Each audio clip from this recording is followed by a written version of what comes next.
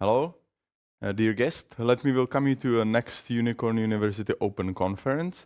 And let me first state that there are two streams. First of one is in English, which is the main one, and there is a simultaneous translation in Czech, so you can choose any language you prefer. But let's jump quickly to a topic. And today's topic is electromobility, and the subtitle is The Future is Now. And as you probably know, that most of the conferences that we are organizing are somehow connected with IT and information technology, and this is no exception because electromobility is fully interconnected with any IT and software installed. But I'm pretty happy here because I have my colleague Daniel Ševčík here, who, as far as I know, the great expert in anything dealing with energy market and energy topics, including electromobility. So. What do you think, Dan? Is it really a hot topic these days, electromobility? Yeah, I think good morning, everybody. The electromobility indeed is a peculiar topic, especially in some countries of Europe. So our conference goal is to provide one-stop shop information about the e-mobility topic for European public audience, as well as for the commercial companies. One of our goals is also to provide more insights into the opinions of the key actors in the e-mobility market in Europe. By the end of the day, we should be able to compare the plans, innovations expected, opportunities and challenges described by the different players of the European e-mobility market. So let's have a look into the agenda. We have three blocks. In the first block, there will be Wolf Schlachter, a very interesting person of European e-mobility, talking about what it takes to get the Europe to, in a mass extent, to e-mobility. The second speaker will be Mr. Petzel, the Executive Director of the Association of the Automotive Industry, talking about, let's say, the insights of the automotive, how they see the e-mobility. The second block that will follow after the short break is dedicated to charging point operators of different kind, very interesting part of the conference. And the third block is a combination of a digital twin, what it means to be able to operate as a charging point operator or the e-mobility. So there will be a presentation about a software tool that is needed by the charging point operators. And also Mr. Kovanda that will provide us with more macroeconomic insights into the world of e-mobility.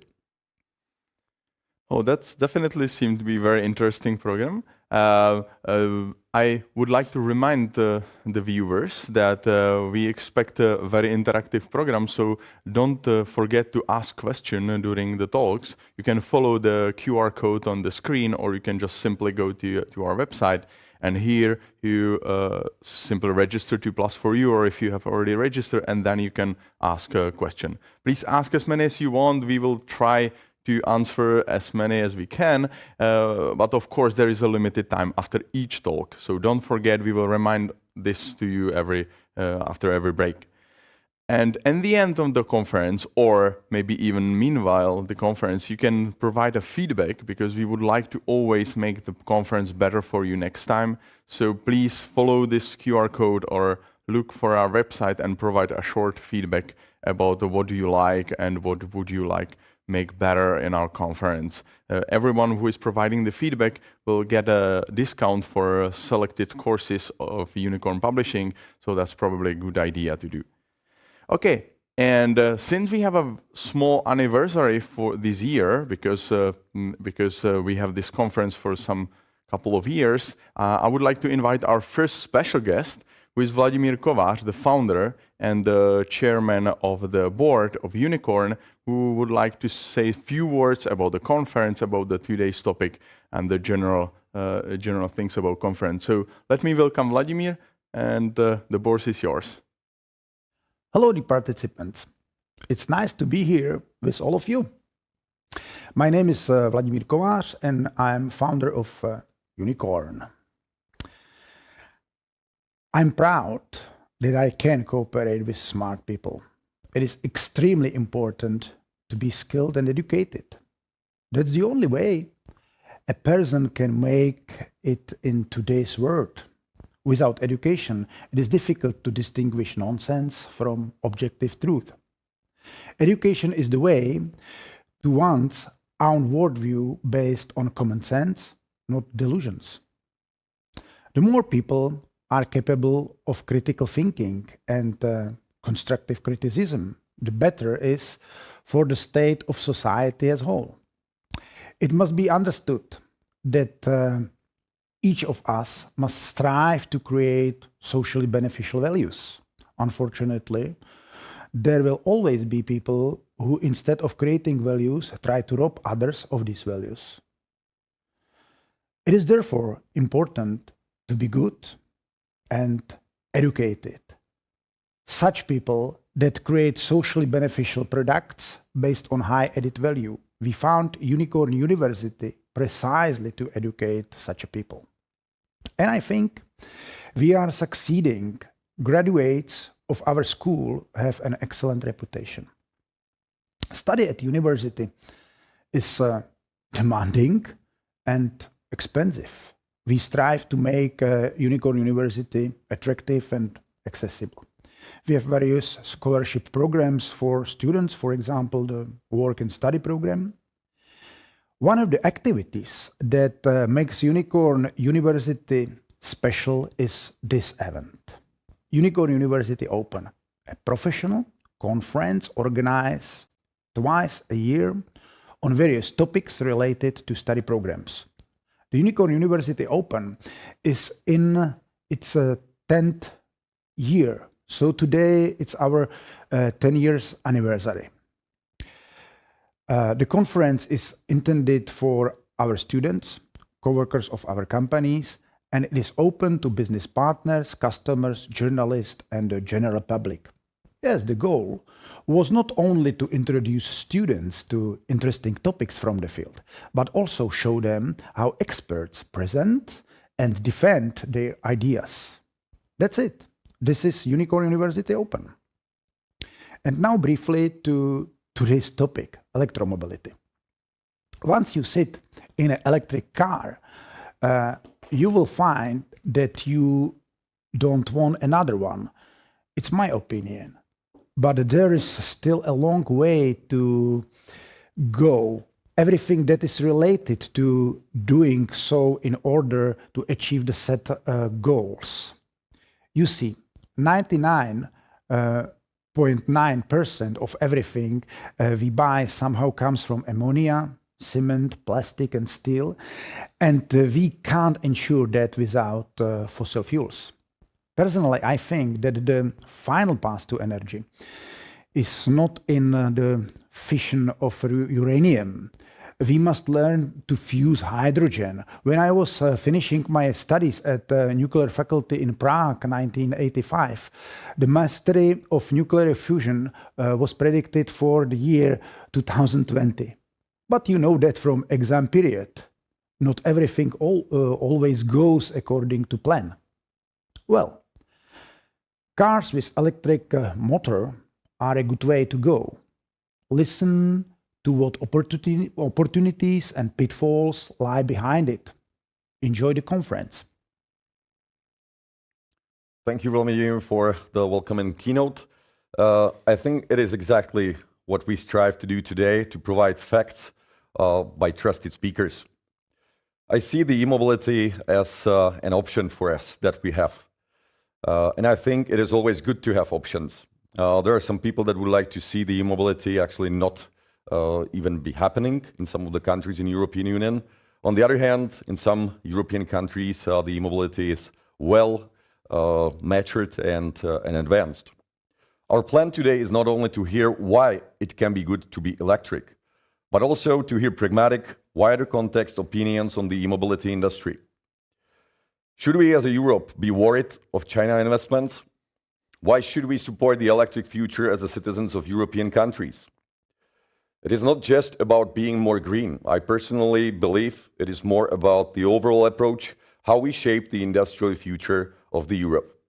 If we don't do it ourselves, the other will do it for us. The future is at least now, for some time, electric. There are already many developed sustainable businesses and public services in Europe in the e-mobility business. So let's hear the inspirations, the plans and opportunities. Let's hear what do the experts and the key European stakeholders say about the e-mobility during our conference. It is my great pleasure to welcome a first speaker, Mr. Wolf Schlachter. I would like to say one of the gurus of e-mobility in Europe. Wolf, the virtual stage is yours. Good morning. Can we hear and see each other, Wolf? Yes, good morning. So please tell us what it takes to Prague and to the moderators. Thanks for joining. Yeah, so good to have you online. Please tell us what it takes to make the e-mobility a common thing actually in Europe. Yes, so from that point of view, we started in 2010, something like that, when the first, let's say, electric vehicles came into the market. And well, now in 2024, almost 2024, we have seen lots of movements. Well, you can see here on my first page, e-truck coming up. So this is the next big thing, and there was a long way between. So I want to show you a little bit what's happening at the moment in the market and what it takes to build ecosystems to run EVs, and also a little bit what are the pain points at the moment. So not everything is fine, but it's going in I would say on a better way than before. Well, let's start with some data, and from that point of view, I will show you also something about us, what I'm doing. I'm CEO of DXBE Management, and we are working in the industry, well, since 2007, started with IoT projects worldwide. Also, we started in smart city projects, and then we went over to EV after we got a lot of requests. Personally, myself, I was one of the founders of Ionity. So I was a ramp up and startup CTO, preparing the company, bringing it to market. And so far, the same I did for others like digital charging solutions. I was involved in some activities at Innogy in the very first beginning, as well as Engie in France and Centrica in UK, and lots others, or many more. And well, the latest project we made, I have built a CPO, a charge point operator in Saudi Arabia. Additionally, where I see some, how you say, lacks in the ecosystem of e-mobility, I started founding companies. So while filling the gaps or bringing, let's say, new opportunities into the market. So I'm also member of board of different startups worldwide. The first one was already been sold to Toyota a few weeks ago. And many more, maybe you know already, Encharge and some others on the list. So we are building, let's say, the ecosystem of EV charging end to end. That means we have big OEMs, we have big, let's say, utilities, we have fleet operators, and also retailers, which are looking for business models defined by us. And yeah, that's part of our daily job with roughly 60 people. And we also have some developers worldwide. So growing offices in New Zealand, as well as in Berlin, or even in the US. So from that point, that's what we are doing. And yeah, let's start a little bit into, well, some data, what's going on in the market. Maybe you have never heard before about Chang'an or GAC or all these wooling activities, but to be honest, these are the most selling cars worldwide. And this year, especially this BID Song model, which is number 3 here on the list, was sold much better than Tesla Model Y. So you see, as Daniel mentioned before, China is coming extremely, especially on the smaller cars and not on the, how you say, the luxury vans or luxury class. So it's getting a little bit more down. The prices are going down, and the pressure on the European market and the US market is, well, it's increasing, but it's not too bad how it looks like. So from that point of view, I can show you some additional data. So in general, you see some European players which are coming up quite well, quite good, especially Renault, Stellantis Group, BMW, Mercedes, and also Volkswagen. Overall, I would say they could reach the BYD data, and also that's, I would say, a positive effect. What you see that they are coming up from, let's say, lower levels, like Mercedes last year, number 11, and now on number 6, and the same for BMW, came up from 8 to 7. So that's, I would say, the current development from that point of view, how it goes on and how the market is working. Especially Tesla has performed quite good in Europe. Maybe you have heard about that. It was especially the two models, the Model Y and Model S, was the most or best-selling cars in Europe, in specific countries like North America as well. And so I think you can even see that in some markets you will never see Tesla, or have other markets or other brands running which you have never heard before in this context. So jumping back to what is the next big trend as well, we are talking about truck electrification. You can see some data. We are talking about $3.86 billion until 2030. Especially the growth rate is something like 26% roughly. On the car side, you have trends of 40% right now, or 48%. So the BYD company has grown approximately 58% last year.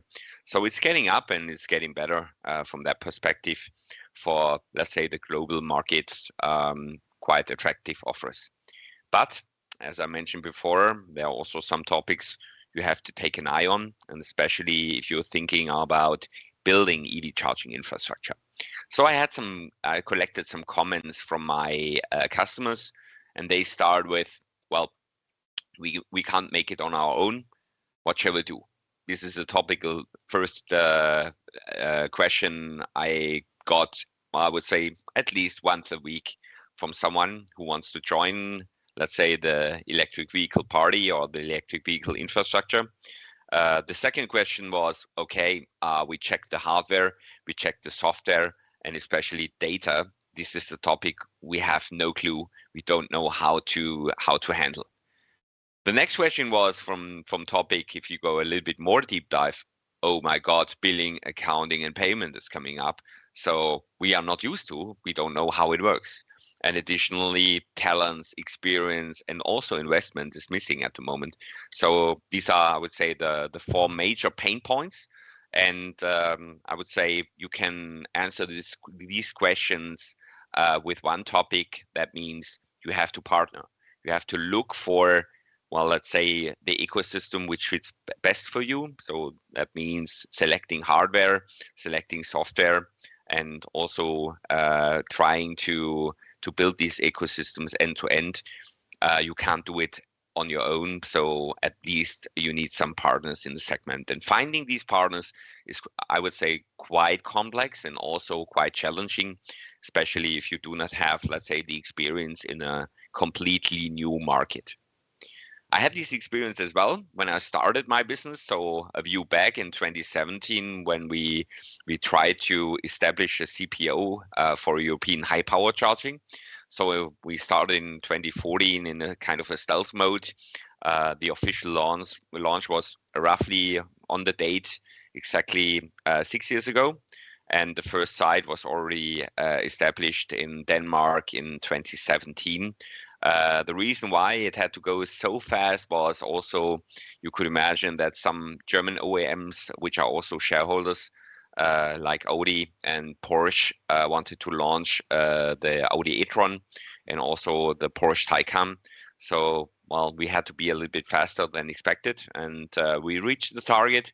And when we had the first 50 charger parks been live in Europe in the first year, then it was something like, okay, where are the cars? And the cars are missing.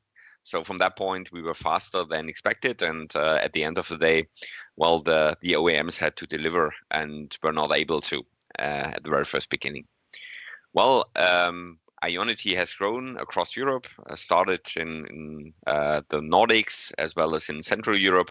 but also growing into other activities in Southern Europe and Eastern Europe. So you see that especially building charge point management sites and systems from that point of view is quite attractive. Especially if you're working on high power chargers on the motorways. It's I would say, a little bit more easier business than installing these kind of chargers in the urban space. So where you do not have the grid or even do not have the sites where you can install these kind of, let's say, high power chargers. On the next slide, I want to show you some pictures, what's going on in the market, some examples to show you what can you do and what's the next big thing. We were involved in some projects on, for example, Audi. They have built some charging hubs in Europe, or they grow with these charging hubs. So this is an example in Switzerland, built close to an expo in Zurich. And beside these buildings, you also have some activities where you can buy some food, or there's a restaurant beside, a bakery, and so on. So making these, let's say, sites more attractive than thinking about only charging. So it's a little bit more than what you know, growing with, let's say, the selling of energy. So the ecosystem around is quite attractive if you bring it to the right place where your customers can do a little, for example, have a short coffee break, or can go to a restroom, something like that. So this is quite trendy, and of course, if you are not able to provide, for example, the full grid or the full power there, then you can even work with some battery powered cubes, like you have here these black boxes where you have the charger integrated as well as a battery storage. And I think this is also something what you will see in the future a little bit more. So battery in combination with the photovoltaics on the roof and a fast charger. I think this is one of the trends you will see in the market. And well, some more projects are rolling out. Maybe you have seen these kind of mini supermarkets already on big charger parks, for example, at EnBW in Germany. So you can go there. It's like a little bit the McDonald's. You enter your, let's say, what you are looking for. If you want to have an ice cream even, or if you want to buy toilet paper or whatever, you can get these from, let's say, these vending machines in seconds. Additionally, what we see, the big OEMs are coming into the market, like Mercedes-Benz, which have started a new, how you say, charging hub in Mannheim in Germany, but they will grow with these charging hubs as well. The same, they have started in China, a little bit different from the model, from the look like, but also, I would say, comparable. And also in the US, there was an announcement last week, that they gonna start into this, how we say, charging business in public sites. Additionally, well, also the big brands, kind of a VIP charging launch being built by Porsche, and there it's a different model, because there you are only allowed or able to charge if you're driving a Porsche. So all others, what I've shown before, the Mercedes and also the Audi charging hubs, there you can go with a charging card and can use it even if you're driving a BMW or a Volkswagen car. So from that point, this is unique, and this is the only one which has been built in Germany this year, but more will follow for sure also on the Porsche side.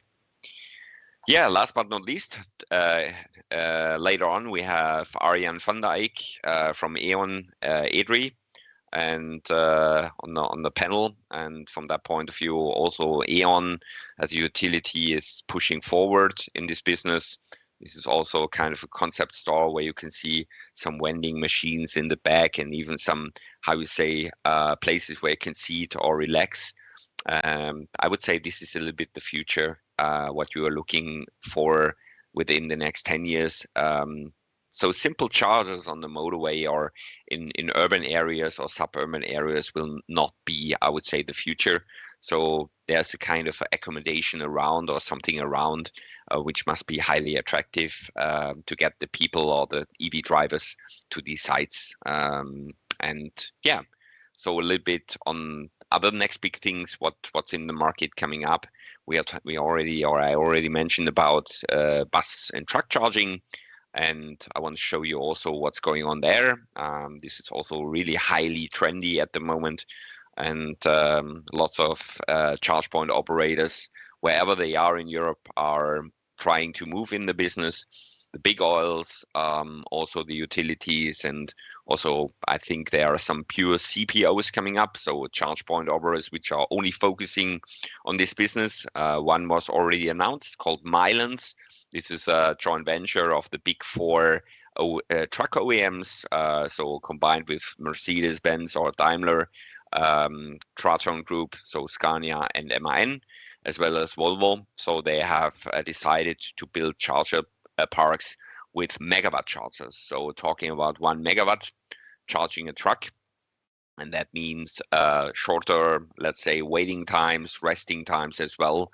And well, also a little bit more, how you say, if the truck is standing too long, he's not earning money.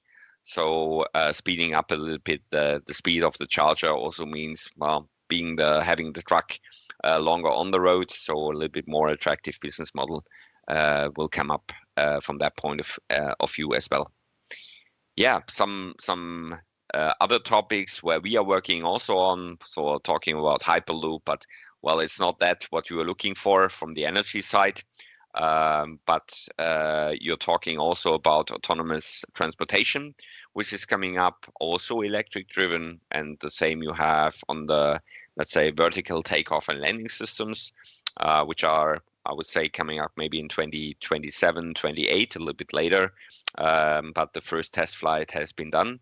But they also need some energy, and the energy topic, especially for drones or vertical takeoff and landing systems, will not fit, I would say, from that model what we have here right now. So it's going a little bit more into battery swapping, so exchanging batteries when the drone or the transportation or the flight taxi has been landed, and then it's a little bit faster, and that's what especially coming up on the vertical takeoff and landing side. Additionally, well, these last mile delivery topics like the Einride guys in Sweden are doing, so you will see these kind of trucking in the future for sure, from depot to depot, for example. So while having some roads which are also available for, let's say, these autonomous cars. I think this will come up maybe in 2030 or something like that, when they will be fully autonomous driving on the roads or even on some specific lanes. Yeah, last but not least, a little bit on technology, what's going on. We have seen some really big trucks here from Scania. This is a 60-ton truck for a mine in Sweden. On the left side, you have the new Mercedes E-Actros with a range of something like 500 kilometers. The same on the MAN. And then we are going a little bit down to, let's say, the last mile deliveries, the 3.5-ton trucks like the Fuso or E-Sprinter. And as you have seen here on the left as well, the Volvo, let's say, palette of EVs or e-trucks is also quite impressive. And there was a vote yesterday, which was published today, that the electric trucks made the choice for the best 3 trucks in the world. So there was an award given out each year, and the first time the first 3 positions were covered by electric trucks. So Volvo, also Scania, and Mercedes-Benz or Daimler has won, and the 4th one was the best innovation truck. This was from that point of view MAN, which also was successful in winning an award. So you see that the combustion engines, so the dirty diesels, are going down slowly, but it happens. And while we are thinking about the growth rate in the future, and especially the business on the truck side will start in 2024. Yeah, moving back, special trucks. Maybe I've already seen some trucks like, for example, auto transporters or cooling trucks and so on, or even mining trucks, which are running autonomous. They are all running on, let's say, electric vehicles or electric motors so far. And we are talking about, well, the zero emission for long haul, I would say until 2030, we will see much more of these, let's say, long haul activities on the motorways in Europe. Yeah, truck charging, of course, a slide which is also quite new. So this charger park has been built in Norway, and the same one you can see in Sweden. So from that point of view, so it's how it looks like if you are trying to charge trucks. A little bit different to that what you see on the, let's say, on the motorways right now in Central Europe, or even in other countries like in the US. These are not existing at the moment, and you can see that these are, for example, ABB chargers with 360 kilowatt, but the speed of the chargers will go up definitely. At the moment, at least something like 400 kilowatt up to 1 megawatt, maybe in 2030. So this is a development what you see right now from, let's say, the truck electrification in Central Europe, and even in the US, we have the same, let's say, trends and activities. Yeah, that's from my side. I hope you had some, good impressions, and also joined a few pictures I shared. And so far, if you have some questions or comments, just send me an email or connect via LinkedIn. That's the easiest way. And so far, I would like to hand over to the moderators and say thanks a lot, and hopefully going to see you soon again. Wolf, danke schön for your presentation and outlook of the mobility. There are actually there is one question that I'd like to ask you that was coming from the audience, and I have another one. So let's make it a quick Q&A session right now. There is one question coming from the audience regarding the topic of Ionity. I think that might be something that you could answer. Current public prices of the Ionity fast charging are significantly higher than equal prices of the petrol for comparable internal combustion engine cars, let's say fossil cars. In most of the European countries, how this will contribute to the adoption of the EV in Europe? And there is also, I would say, a complementary question from the same person. Can you imagine that the fossil drivers will pay significantly different prices for 1 liter of petrol depending of the brand of the car they are driving, as it is actual Ionity practice? So kind of a criticism, I think, on Ionity. Can you say a little bit about it? What do you think? Well, I'm no longer let's say involved in the Ionity activities, but in general I can say something on these activities. What you see right now, at the moment, you see lots of, let's say, testings on dynamic pricing in the market. So there are some players which are changing the prices, I would say, hourly. And what we have seen, I think it started in 2022, something like that, in summer, and even a little bit before. There was Tesla was coming up and tested, especially in the northern part of Europe, some dynamic pricing activities. So on demand, if, for example, a ferry was coming from Norway over to Denmark, and the next charger close to, let's say, this ferry station in Denmark, you could imagine if you had 50 Tesla cars in a row waiting at the charger, well, the prices went up, and an hour later or 2 hours later, the prices went down again to a normal level. So you will see this kind of, I would say, dynamic pricing coming up. And especially at the moment, you have some markets where, let's say, energy is really cheap. On the other side, you have markets where energy is extremely high, I would say, from that perspective.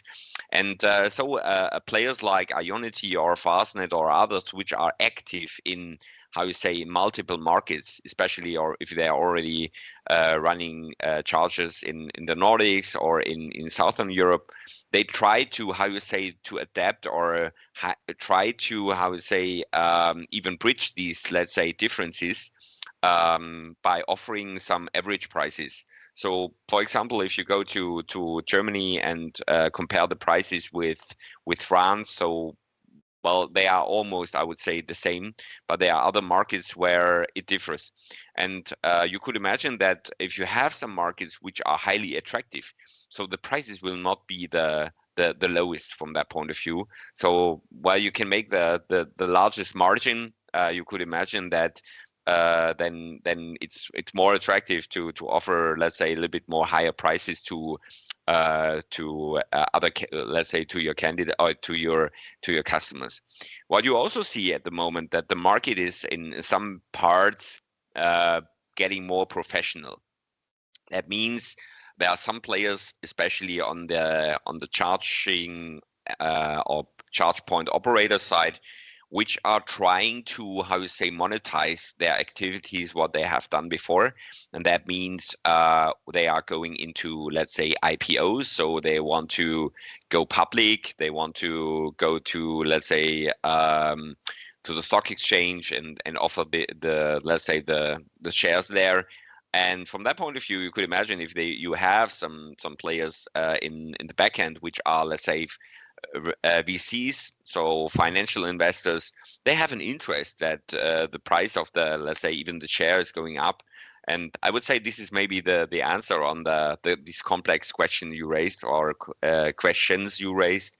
From that point of view, it depends on the market and mainly on the market. And also you can imagine there are some markets where you have to invest a little bit more because the grid is not available. So that means well, you have to doing more groundworks than you could expect or you have expected.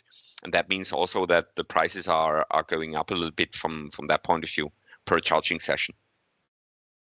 Yeah, thank you for what I would say extensive answer. But thank you very much indeed. I think the dynamic pricing is a topic that we will hear a couple of times during today. It's a very important topic, I think, that goes around the European e-mobility. One last question to you. You mentioned the battery swapping. It's also quite often discussed topic. Very short answer, if I can ask you. Do you think that this is the mechanism that will be used in a large scale? Does it have a chance actually to scale up in Europe, or will that be just a minor option to the normal charging, I would say? So it's definitely an option for the normal charging. Also, you can scale this. At the moment, you have one major issue, and that means most of the players are not buying, let's say, new batteries from, let's say, the Northvolts, the Samsung SDIs, the LG Chems, and so on. So they try to get, let's say, second life batteries. That means, for example, old batteries from EVs which have been tested on the OEM side, or let's say which were only running a few, how to say, a few thousand kilometers, something like that. So from that point of view, there's a demand, but the offer is quite low because you could imagine that the amount of batteries you need is much higher than which are available in the market. And that's the first topic where I think, and I'm sure that the business model will be very attractive if you do not have the grid, for example, in parts of Europe where you have to work with only kilowatt hours. Then you can use, for example, photovoltaic in Spain, where you have a lot of more sun than, for example, in the Nordics in wintertime. And even if you are thinking about not investing, I would say, for a big charger park for the, how you say, the ramp up phase, then you can use even these kind of mobile or movable battery stations or battery combined with the charger stations to scale faster than, I have to install a charger park, and this takes, for example, let's make an example for UK, something like 1.5 years to get ready or get all the acceptances in, also the, how you said it, to prepare everything. So there are some, how you say, differences, and if you think about scaling more faster, then we see that lots of these, let's say, players which want to install something are thinking about, let's move into these combined charging and batteries business, because you can, well, scale much faster, and it's even cheaper because of the battery prices. They have been gone down as well. So I think there's a big market coming up, especially it's getting more, or it's much faster than installing, let's say, 6 or 5 chargers. You can scale even better, I would say.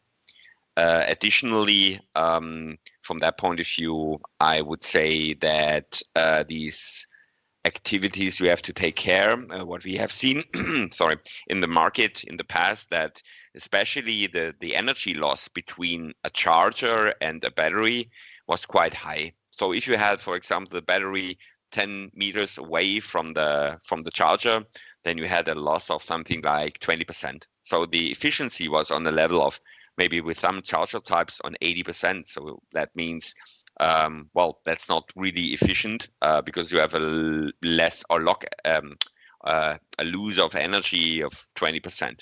So what we learned and what we've seen, if you combine the charger in this kind of a, let's say, cube or in a box, it's much easier, and you have a less, let's say, energy lose, which is roughly something like from 100% maybe going down to 92. That means you're losing something like 7 to 8% of your energy, and that's, I would say, acceptable. Everything what's below 90%, well, you have to think about if this business model is the right one, or it works, from if you want to, for example, invest into these kind of activities. Okay, thank you very much, Wolf. We need to move on. Thank you very much for your presence. Right. The battery swapping is actually the mechanism that was introduced by the Chinese, I think, at first. So let's move. No, not really. Yeah, not really. Not the first really, one but was an entrepreneur from Israel called Shai Agassi, but he was a little bit too early, say it like this, already 13, 14 years ago. But we know it, Wolf, from now the Chinese brands. I think the most of the people are connecting it with this principle. What I would like to say is that I'd like to make a bridge actually to another speaker. Talking about the Chinese cars, Chinese brands, this is the opportunity for the EV drivers. Probably the cars will be cheaper, or it's for sure, for now they are cheaper. But also it could be quite a threat for the manufacturers that we have in Europe. Let's now switch to a new speaker that we have here, which is Mr. Zdeněk Petzel, Executive Director of the Association of the Automotive Industry. And let's hear how the automotive, I would say the standard automotive, that needs to do some evolutions and changes to be actually up to date. How the automotive industry is actually seeing the new challenges. Thank you for the introduction, Daniel. Looking at the date, 24/11, we got just 1 month to go before Christmas, so let's get straight into the topic. First, let me say a few words about the Czech Automotive Industry Association. We represent not only the OEMs producing here in Czech Republic, but also the whole of the value chain behind them, so all the supplier companies, development companies, universities. So from that perspective, it is important to take a bigger picture at the change that is ahead of us. I'm not sure if the slides are actually changing as they should be, so I hope that you see the second slide that says Green Deal. If not, let's check. Yeah, perfect. It there's sounds from the director that is actually happening. Why I wanted to sort of look at the bigger picture. Of course, the electromobility is not is happening already for some time, but if you look at the Green Deal, that's something that has been the real driver of this change, and now the electromobility has been really embedded into our European regulatory DNA. So we as producers look at the CO2 reduction from the factories. Of course, we look at the CO2 reduction in cars. There's a regulation for target performances.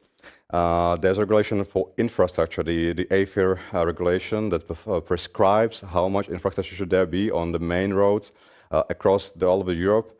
And of course, there is regulation that talks about the fleets, the public fleets of the companies, but also the of the government institutions, but also the private fleets of the companies.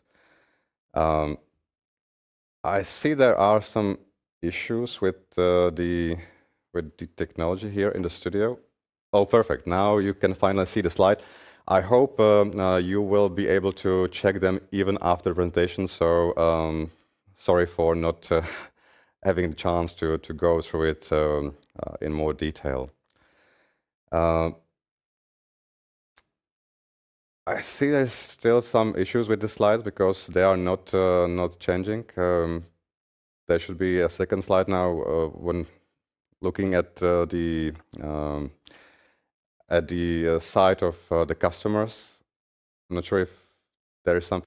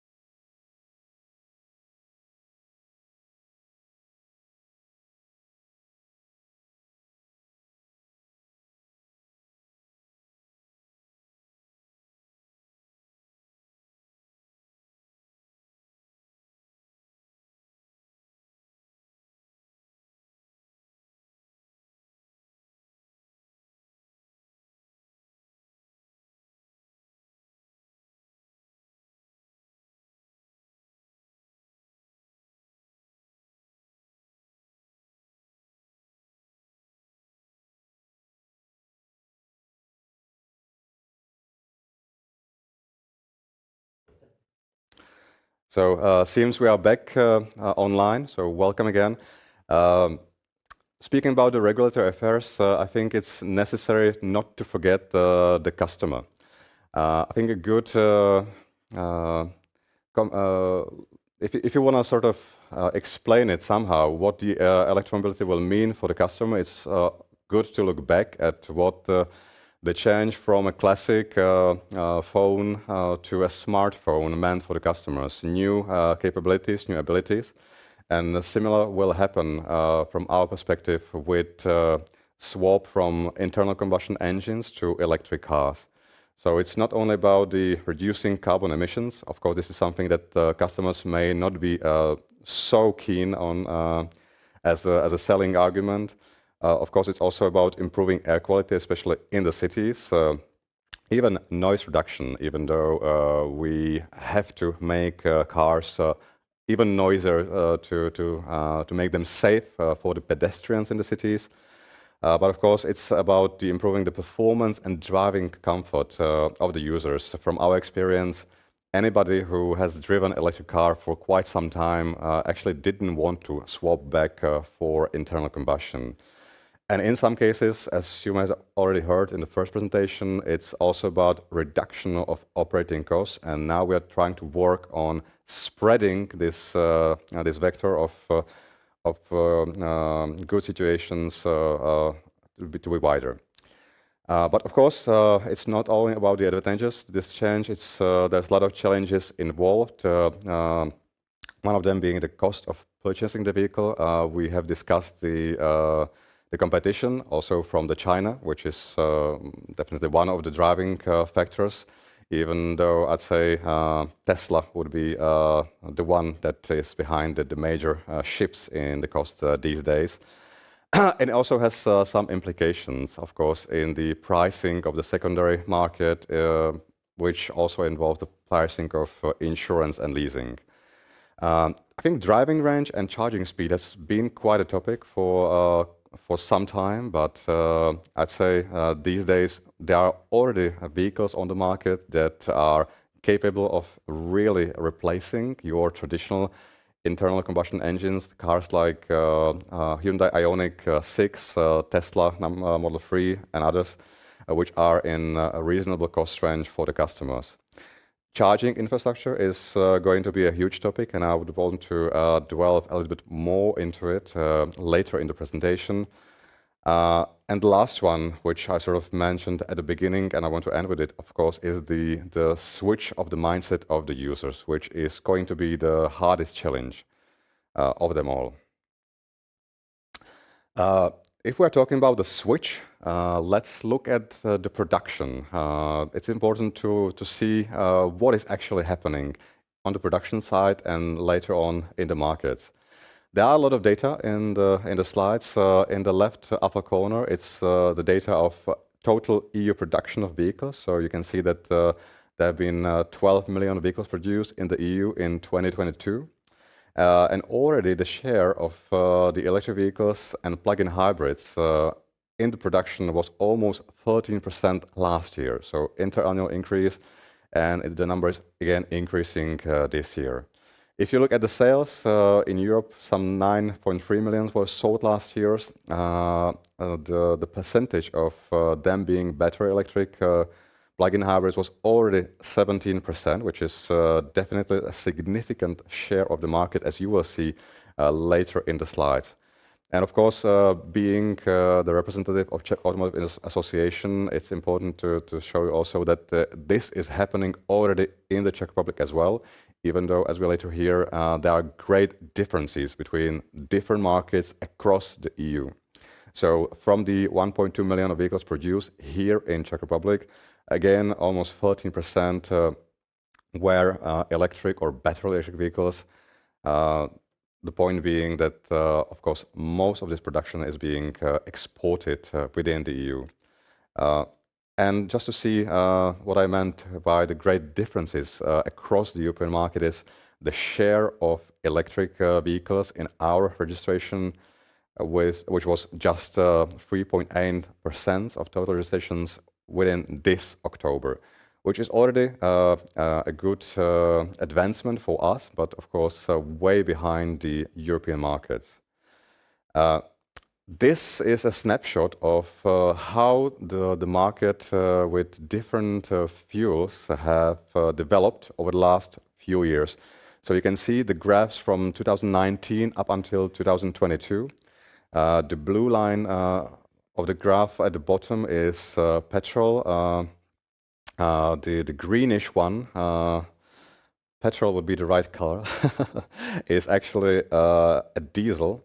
And you can see that diesel is really diminishing. And already in last year, a combination of battery electric and plug-in hybrids was higher than the percentage of diesel cars. And if you look at the current data for October, then the diesel represents only 12% of total shares, while electric vehicles represent over 40 or even 17% pure electric vehicles. So the change is really happening. And when you look at those graphs in that order, you can see the change is happening quite fast, actually. So not looking at only at the markets and the production, let's look at what the OEMs have to say.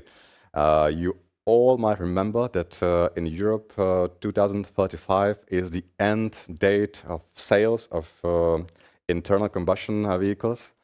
So this is the date the all manufacturers are aiming for.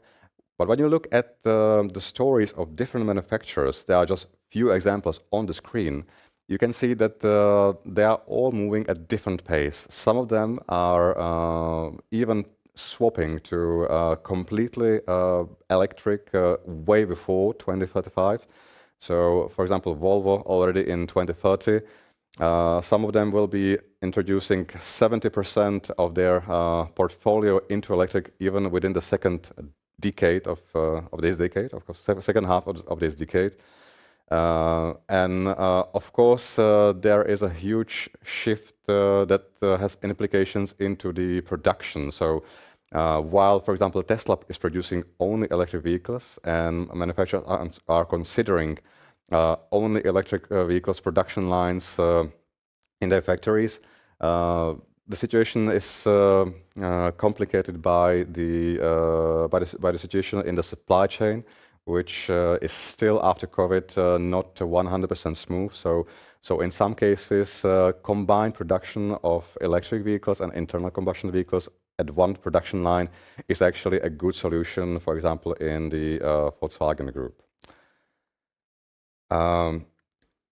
If we want to look a little bit further, oh yes, perfect, at who are the real competitors in the electrified arena. Everybody has been talking about Tesla for the last few years, and rightly so, but these days it's BYD with a large margin, who is the major global EV player. BYD, a company that we know for batteries production. Every smartphone has battery made by BYD, and most of the iPads were produced with batteries of BYD. And now they decided that they will complement their battery production with the final product, a car. And it seems that really successfully so. So if we want to look at who the main players and the main competitors are, this is what the numbers are telling us. Looking back again at the market, at the customers, I can see that there's again some small glitch with the slides. No, perfect. Of course, we have vehicles that cost millions of pounds like Rimac or hundreds of thousands of pounds like Lucid. But in order to look at electromobility in really broader perspective, we need to look at the main market. So right now we already have vehicles at the market that cost around 40 or maybe 50,000 euros, which is Skoda Enyaq, Tesla 3, Hyundai Ioniq 5. So this segment is serving the first customers, the first movers in. And it seems that these vehicles are already up to the task of replacing the internal combustion vehicles.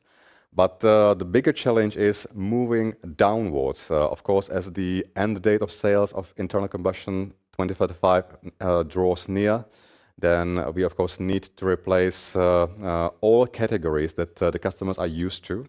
So going into mid-range, around 30,000 euros, this is something that is still difficult for traditional OEMs.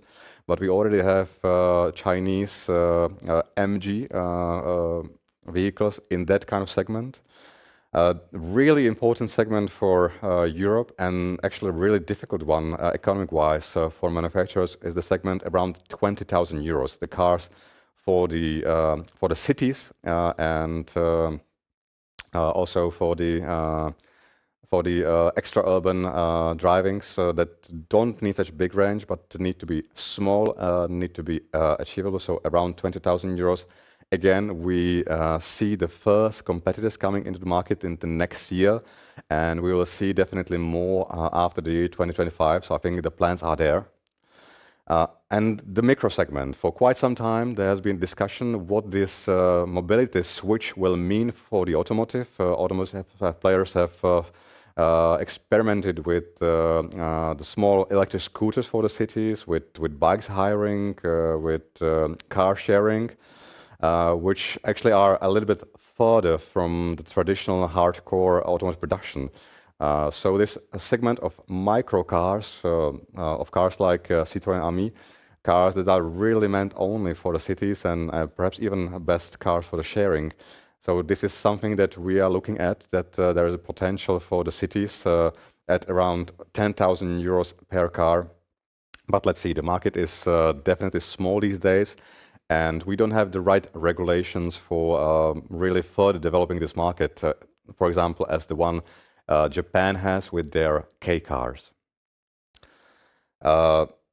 We spoke about the challenges that are ahead. Of course, the charging infrastructure is the major one.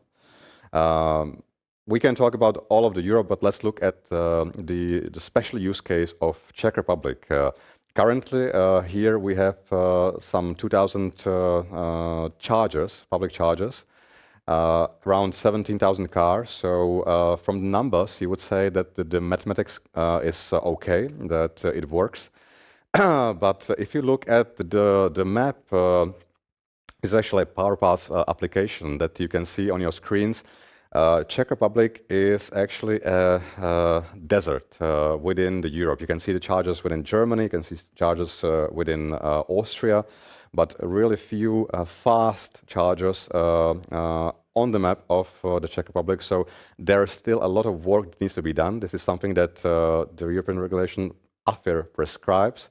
And in order to actually achieve those targets that are prescribed by regulation for the year 2030, we would need to build 50 fast charging stations every month from now on until the year 2030. So anybody who can count, this is actually a huge task, not only economically, but also in practical terms, because it takes 2-3 years sometimes to build out the infrastructure.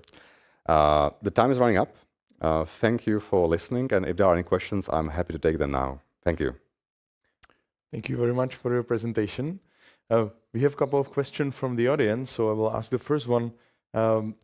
Somebody from audience was questioning about the higher sales of plug-in hybrid compared to BEV, and how would you explain this? Actually, when you look at the numbers, I think the sales of plug-in hybrids are going down. They are going down even more than we actually expected. We expected the plug-in hybrid technology to be the one that will bridge the gap between internal combustions and battery electric, that will allow people to sample it. But now we see that from the regulatory perspective, those vehicles are not really favored. And even the customers sort of already understood that they can switch to battery electric already now, because the cars have the capabilities and the infrastructure, at least the basic one, is already there, so they can function with their battery electric. So this is why, in my mind, the numbers are actually plummeting way much than we expected. Yes, maybe the follow-up question there, where you have these 4 challenges in your presentation. What would you say this was the hardest challenge in real here in Czech Republic? Well, we have discussed electromobility in Czech Republic for quite some time. I mentioned that the Czech Automotive Industry Association is a production association, but we feel that we need to take care of the market as well. For us, it was important to set market conditions that would make electric vehicles for users interesting, a good solution to switch to, which has, in most part, happened already. But perhaps there was even too much discussion, too much push of the electromobility, and of course, if there's too much push on anything against us humans, the natural human reaction would be to sort of hold back and go against it. So now we really need to spread the electromobility among the people, give them the chance to try it out and see for themselves that it makes sense in many use cases already today. And there is one question which may be not right for you. I mean, that's because it's not about automotive. But somebody from audience was like questioning that many of the transportation actually is proceeding in ships. So what do you think about the electrification of ships and I mean this kind of transport? I must admit I have not much knowledge of electrification of ships, especially coming from Czech Republic, where transport on waters is definitely not the main way of transporting goods. In fact, if we look at the goods transport, in Czech Republic, 70 to 80% of goods are being transported on road. So even the shift to rail is not really happening, and we know that the rail has got only limited capabilities, so that there is even not a chance to really up it in foreseeable future. So in my mind, we need to focus on the road transport to decarbonize it, decarbonize the trucks.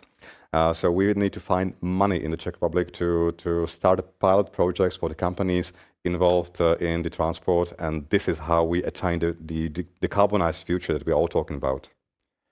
Maybe one of the last question here is about the wireless charging. You know, so what do you think about this? That there are some like attempts to create the wireless charging where you can come with the car and charge wirelessly.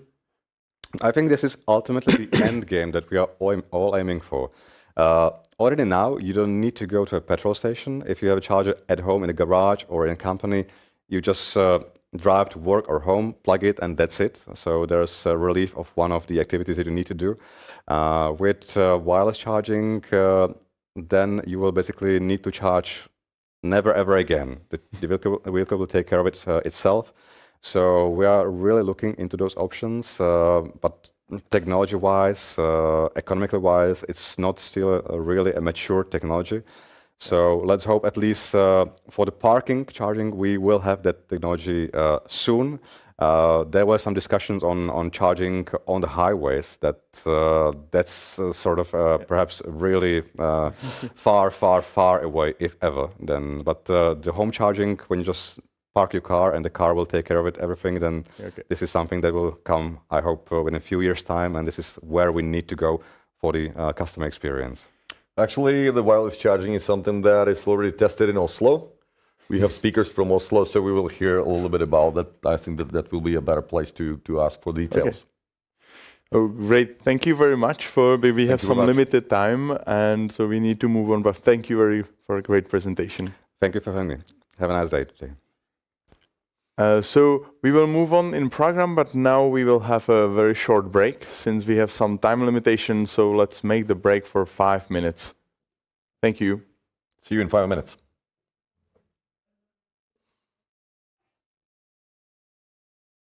Ahoj, já jsem Jindra a pokud mi věnujete pár minut svýho času, ukážu vám, proč je fakt dobrý nápad jít studovat na Unicorn vysokou školu. A není to jen proto, že je hned za školou tenhle nádherný park.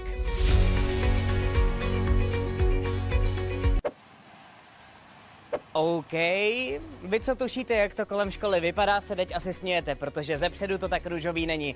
Ale můžu vám slíbit, že než dostudujete, bude to krásný i tady. Ale pojďte dovnitř, tam je to super už teď.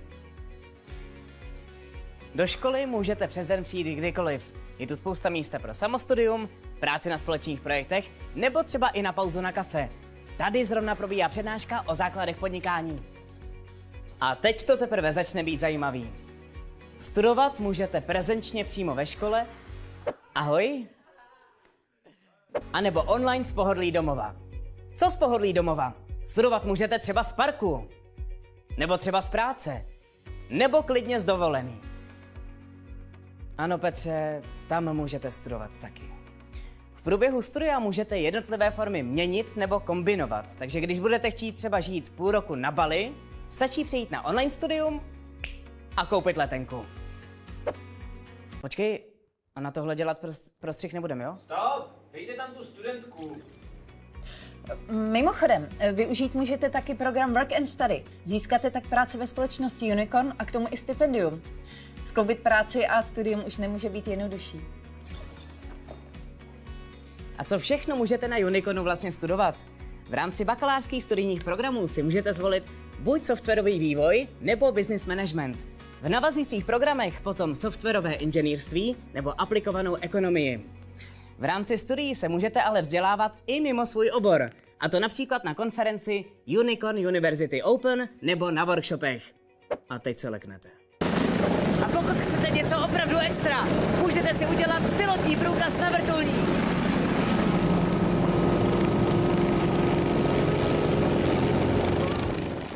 Kromě Unicornu spolupracuje naše vysoká škola i s dalšími velkými hráči. Praxi tak můžete získat třeba v Microsoftu, CERNu, SAPu, Škodovce nebo v komerční bance. Naučíte se pracovat s JavaScriptem, Pythonem, Reactem, Figmou, Node.js, MongoDB a s umělou inteligencí. Základním stavebním kamenem studia je i moderní softwarová architektura firmy Unicorn. Studium na IT škole ale nemusí být zdaleka jenom o programování.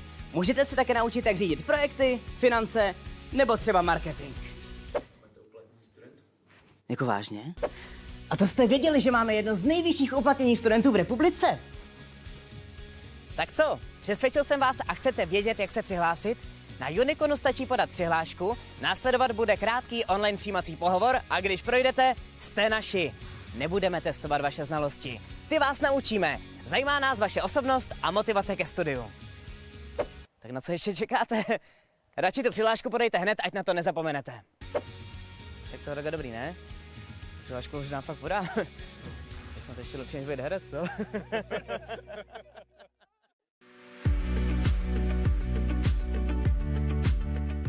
Greetings from Essen, from the biggest trade fair of the energy industry in Europe, eWorld 2023. We are presenting here, together with our other energy software products, one of the most advanced software solutions for EV charging and infrastructure management, ChargeUp CPO. Our software charging platform has been helping our clients to manage and operate the entire charging networks since 2019. The fact the ChargeUp software platform has been selected for management of charging networks of Skoda Auto, Swedish city of Gothenburg, and recently by the capital city of electromobility, Oslo, proves that ChargeUp is truly one of the best charging point management solutions on the market.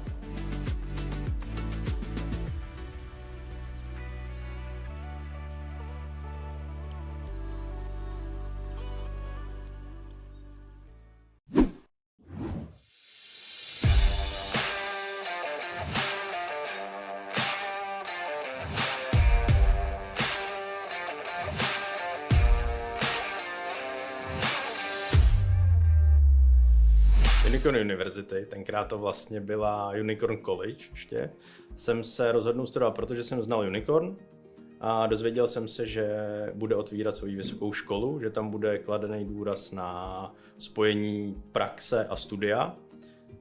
Tak kdo by to řekl, shodou okolností jsem se při škole dostal na part-time do Unicornu, konkrétně do Unicorn Systems, kde jsem dělal práci marketingového editora, takže jsem měl na starosti přípravu novinek na web, přípravu newsletterů.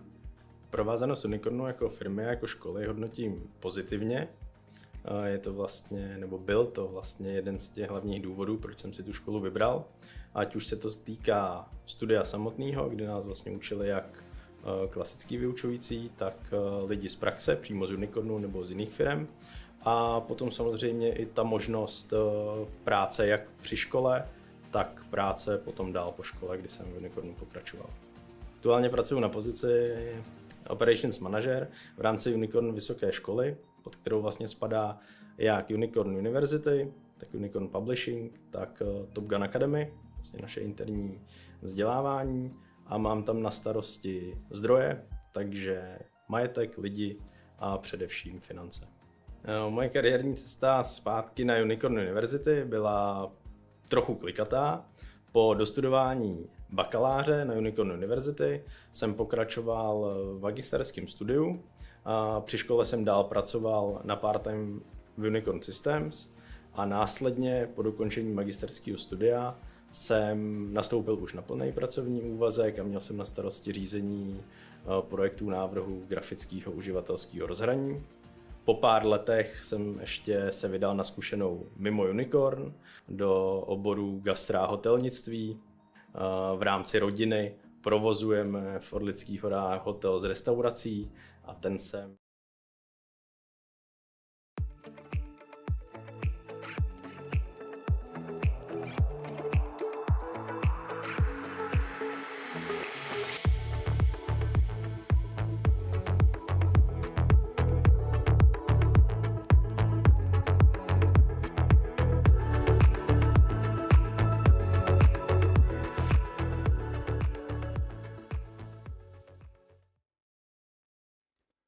Welcome back. We start with the second block of our program, and let me first remind to ask question during every talk, because we will try to answer them after each of the speaker. And now we have a very interesting block, because we have speakers from all over Europe speaking about how the electromobility is implemented in Europe. So who is the first speaker? Done. Yeah, actually the second block is a mix of different kind of charging point operators. And the first one is our dear guest, Arjan van den Eyck, which is a Chief Operation Officer from Eon Drive Infrastructure. I would say one of the biggest, if not the biggest, fast charging operator in Europe with big plans. So Arjan, could you hear us? Are we online? Yes, good morning, Daniel. Greetings from Frankfurt. Good morning, Arjan. We know that you have to be off at 11 sharp, so no other words from my side. Let's jump directly to your presentation. The stage is yours. Thank you very much, Daniel, and nice to be here. Nice to meet everyone. Arjan van den Eyck, responsible for everything around operations and deployment at Eon Drive Infrastructure. What is Eon Drive Infrastructure? Let me start with that. Eon Drive Infrastructure is a charge point operator, which means we build, own, and operate charging infrastructure across Europe. We do that in 9 countries, and we operate currently around 4,600 charge points, growing fast. What is important for us from a strategy perspective? We want to build a sustainable world, meaning our credo is charging for everyone, everywhere. That means we have several use cases that we plan for people to integrate charging as good as possible in their life. It can be charging in the street if you don't have a home where you can charge in your garage. It can mean charging at the supermarket where you have to stay anyway to do your shopping. It can mean charging at the highway where you need to go for a longer distance and you want to quickly charge your car and get on again. So this is what we do.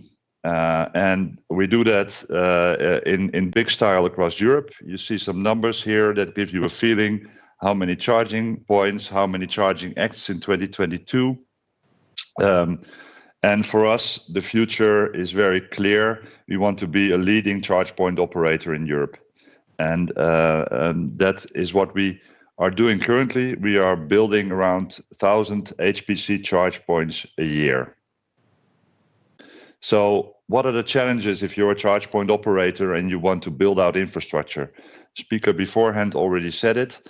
It's not in every country the same situation. You know, we have different grades of utilization of our infrastructure. We have different growth rates in different countries.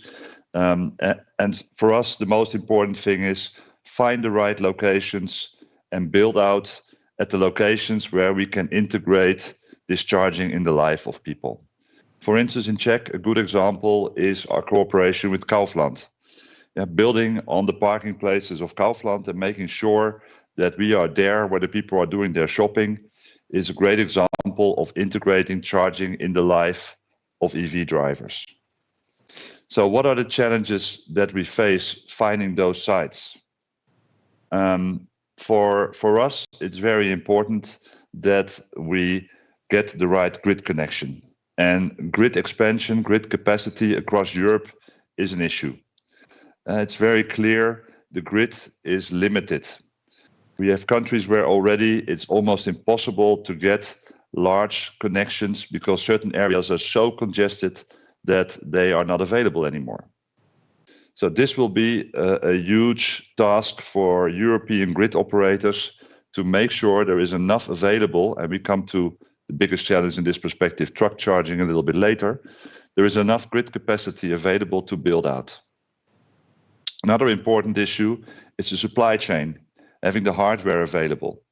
The chargers is not easy, but it's not the biggest problem. Our biggest problem is transformers and substations. There are delivery times taking up to over 12 months for transformer stations. And a transformer station is quite an expensive piece of hardware, costs usually 100,000, 150,000 euros. And you cannot keep that in large amounts in stock. You need to really order it when you need it, because it's also depending a lot on where are you building. And what is the technical situation where you need to build. So this supply chain makes it for us not easy to say, okay, I can build out within a very short time frame. As soon as I close the contract with the site owner, I can build out and we're ready to go. Another important one is bureaucratic processes.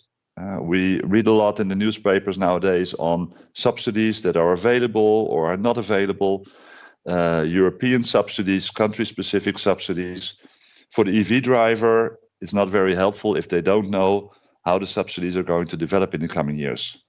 Changing a government usually leads immediately to changing regulations again. And this bureaucratic system that takes a lot of time and is unclear for a lot of people is not helping us at the moment. It's the same for us as infrastructure providers. There are funds available to build out infrastructure, and all of a sudden they're not available anymore. So where do you calculate with in your business cases? And legislation is the last point I want to mention here. The requirements are changing a lot. And for instance, in Germany, we have quite a complex calibration law, which is not there in the rest of Europe, which makes building up in Germany quite more expensive than it is in the rest of Germany, the rest of Europe. What is helping us is the AFIR, which is already mentioned. So where we are finally on a European scale standardizing things like how do we use payment on charging stations. All charging stations in the future need to have credit card terminals available, which makes it more easy for our customers to charge and to pay. So I hope this gives you a bit of a feeling on what are the things that are challenging us when we try to build out infrastructure in a large scale and at a high speed. So what are some of the developments that we see in our industry at the moment? The speaker before said it already, we need high power charging. A lot of countries still have good infrastructure when it comes to AC charging in the cities. For instance, the Netherlands have a lot of AC chargers in the cities, which is nice if you have the whole night to charge your car. But if that's not the case, you need to charge quickly. Rapid chargers are not available everywhere. So we need to really expand high power charging. We also need to look at smarter charging solutions to use this grid management and load management to make sure where we have congestion in the grid, that we optimize the use of the charging parks for not, let's say, overstretching the grid. Meaning that we make sure that if a second, the third, the fourth car comes into the charge parks, we divide the power in a way that the grid is not overused. But this goes much further in the future, and I come to that in a moment. E-transport, I mentioned it already. This is decarbonizing the transport in Europe is one of the biggest levers we have to decrease the carbon problems we are having. And all the big truck manufacturers are having models out there by now, but nobody's really sure yet. Some of them are still also betting on hydrogen. And so now it's very important that we join forces in every country with the grid operators, with the local governments, with us as CPO, to find the right locations for truck charging, where there is grid available, because we're talking in the end about megawatts that need to be available to charge trucks at a significant scale. Find those locations and start building infrastructure. The will is there, the capital is there, but the coordination is still very difficult. So what we do as Eon Drive infrastructure, we started in Sweden, we started in Norway, where there's already quite some adoption of e-transportation, simply building the first sites. Trying, learning together with OEMs, are working together with Traton, with MAN, with Mercedes, making sure that we learn how this is going to work in the future. How do we make sure that we reserve time for the driver to charge when he needs to stop anyway? So there are two more things that I would like to mention that I think are very interesting in the development of infrastructure. One is dynamic pricing. So what we are testing at the moment in Denmark is offering different prices to customers depending on the amount of renewable energy that is available on the grid. As you can imagine, during the day when the sun is shining and the wind is blowing, there is more sustainable energy available on the grid than at night when the sun is not shining.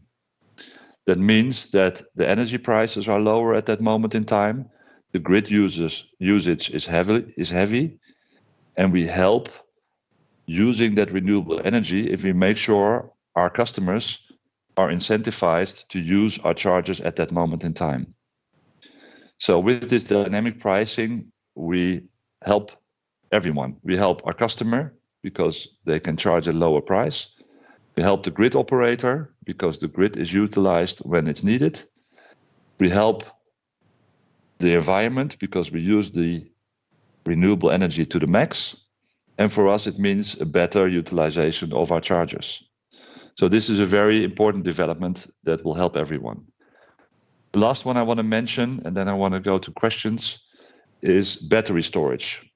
Battery storage is a very important point in the development of the grid, but also in the development of charge parks.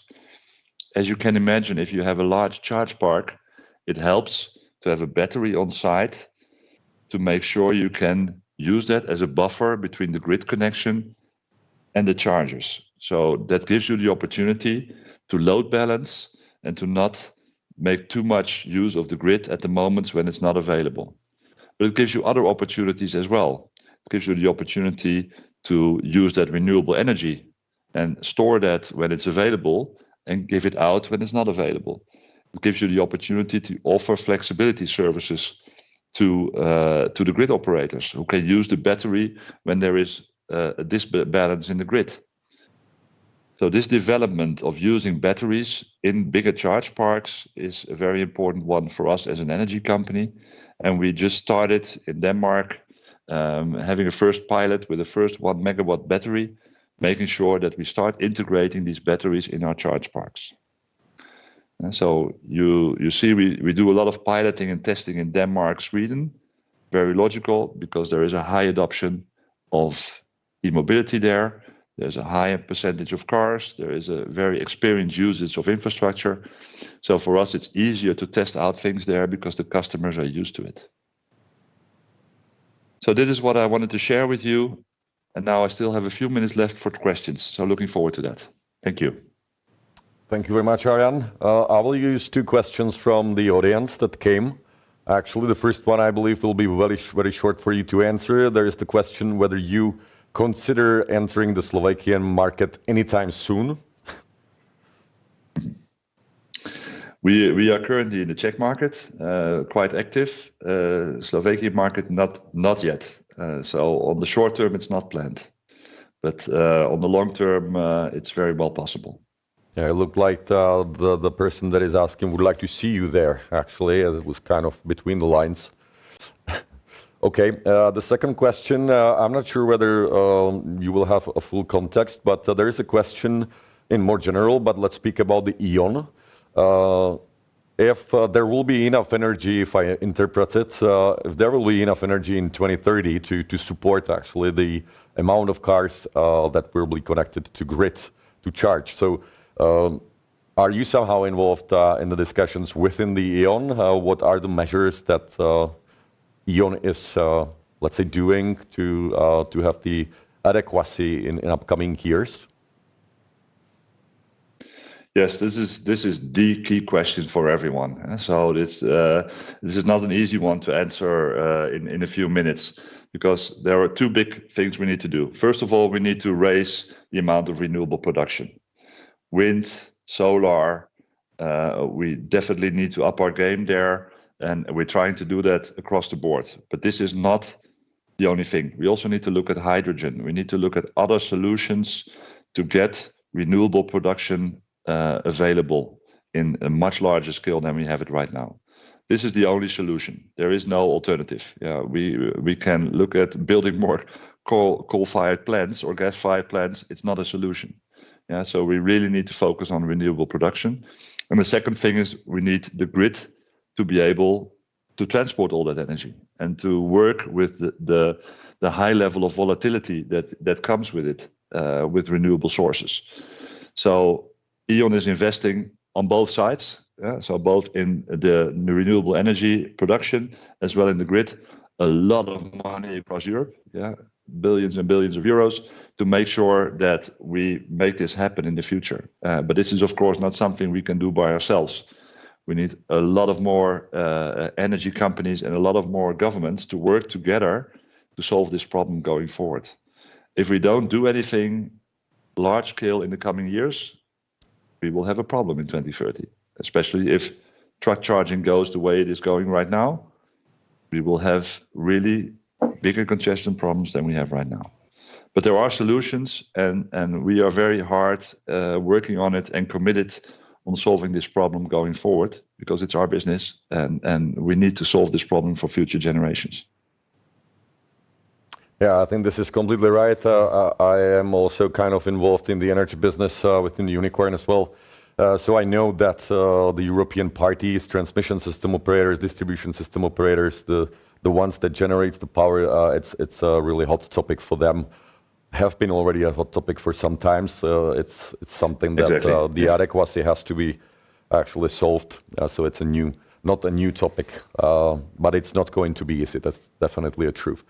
Thank you very much, Arjan. I really appreciate that having you here. It was a pleasure. Thank you very much again. Thank you. Thank you very much. Have a great conference. Yeah, thank you very much. Hope to see you soon. Let's move a little bit forward. The next two speakers actually that we will have are coming from Norway, from the Mecca of electromobility, as we can call it, from city of Oslo. There will be a presentation about the Oslo, probably one of the greenest cities in the world. And it's my pleasure to invite Sara Teige Kalsås and Sture Portvik, that are the representatives of the Oslo municipality. So Sara, Sture, are we online? Could you hear us? Can we see each other? Yes, thank you. We can see you and hear you loud and clear. So perfect. We just start with the presentation. Exactly. Yeah. My name is Sture Portvik. Don't try to pronounce it. It's difficult. And together with me, I'm fortunate to have my colleague Sara and Teige Kalsås, and together we are the electromobility team in Oslo. And in Oslo, everything is going to be electric, because we think that electrification of building sites, of transport, is the key to the future zero-emission cities. So, next slide. It's all about electrification of transport. because in Oslo, 60% of all global emissions are actually coming from transport. So if you don't do anything about the emissions from transport, you will not meet your environmental goals. So we started pretty early in 2007 as the first city in Europe, together with some other front runners close behind, like Amsterdam and others. What we did, we had a 10-point plan to reduce CO2 emission. One of the points, fortunately, was to put out charging for EVs.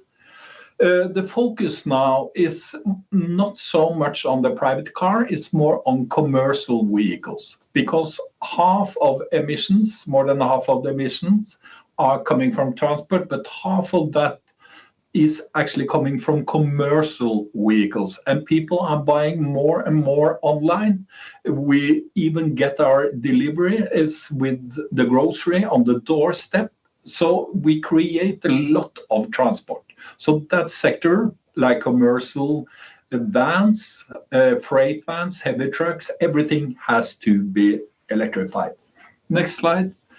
Yeah, and how is things at the moment? Well, 9 out of 10 cars so far this year is actually electric. So that's good. That's fantastic. You can see the EVs on every corner, and I'm sure that nowhere on the planet you will find a higher density of EVs. However, this is really not very difficult. It's not rocket science, but you need green taxes and make them work, make more polluting car more expensive, do the zero emission car also less expensive and affordable for common people. And as we can see, last year, all of the top 10 cars and models in Oslo were actually battery electric. I'm very happy with that. And diesel, you don't sell diesel cars anymore. You don't sell gasoline. Not going into details, but all the top 10 is actually battery electric. And if you look, yeah, the private car is good, but however, we need, as mentioned, also to do the same for freight. So last year, 38% of the vans, all the freight vans, craft and service vans, were actually battery electric.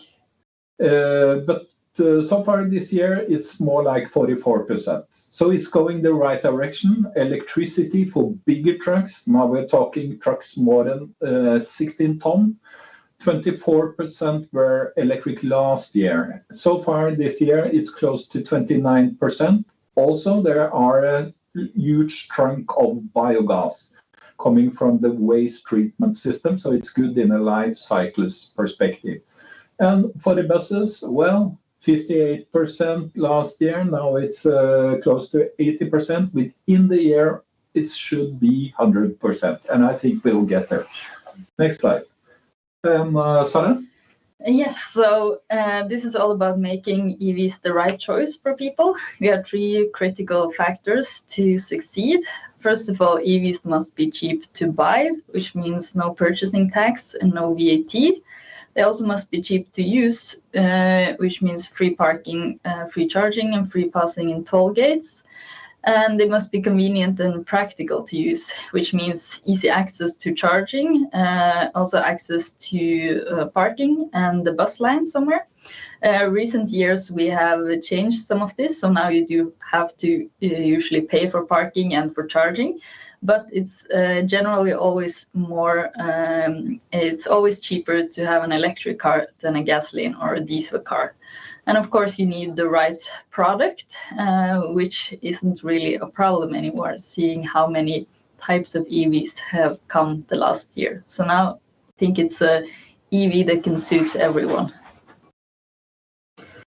Yes, so you need a big toolbox of policy instrument, both on the purchasing side, on the use, and on the infrastructure. So in Norway, we've been very lucky in that the national and the local incentives are pulling in the same direction. And that's been really helpful because it makes it very predictable for people. So they know that buying an EV will be a choice that makes sense today and next year, but also many years from now. And that predictability is especially important in terms of commercial vehicles. So we like to say that we have both the carrot and the stick approach to this policy. Yeah, and thank you, Sarah. And you also need public pioneers and local champions. We have the Crown Prince to the left slides. He was actually driving around in a small Donald Duck-like car, I think, Norwegian product, for 4 years. And that's important. And also the pop band Aha with some old 80s classic like Take On Me, Sun Always Shines on TV and stuff like that. They were actually driving one of the first EVs in and out of the city, and they refused to pay in the toll roads. It's a long story, but eventually the politicians took the message and they decided that all passing in toll roads should be free. And yeah, we do a lot on the charging side, Sarah. Yeah. So we build public charging point, AC chargers. We have about 2,300 of those. One example is the picture on the left. Those are typically on-street chargers meant for people who live in an apartment building or other buildings who don't have access to private parking garages. We also have 350 fast chargers, and we build this together with the private sector as a joint venture cooperation. And of course, you need a nice backend. Unfortunately, as many of you already know, after a long international competition, we ended up with ChargeUp from Unicorn, and we are very happy with that because we want control over our 2,300 curbside chargers. But also in the future, it might also be linked to the fast charging. Because we need control, we need to do a lot of maintenance, remote update software on the poles and stuff like that. And so far, we are very happy. And together with Gothenburg, we have chosen ChargeUp. Yeah, and Sarah, another important fact. Yes, so we also have a grant scheme for housing associations or cooperatives. And this is because about 30% of all citizens in Oslo does not have access to private parking, which means that they have nowhere to put up a charging box. So those 30% are the ones we are building on-street charger for.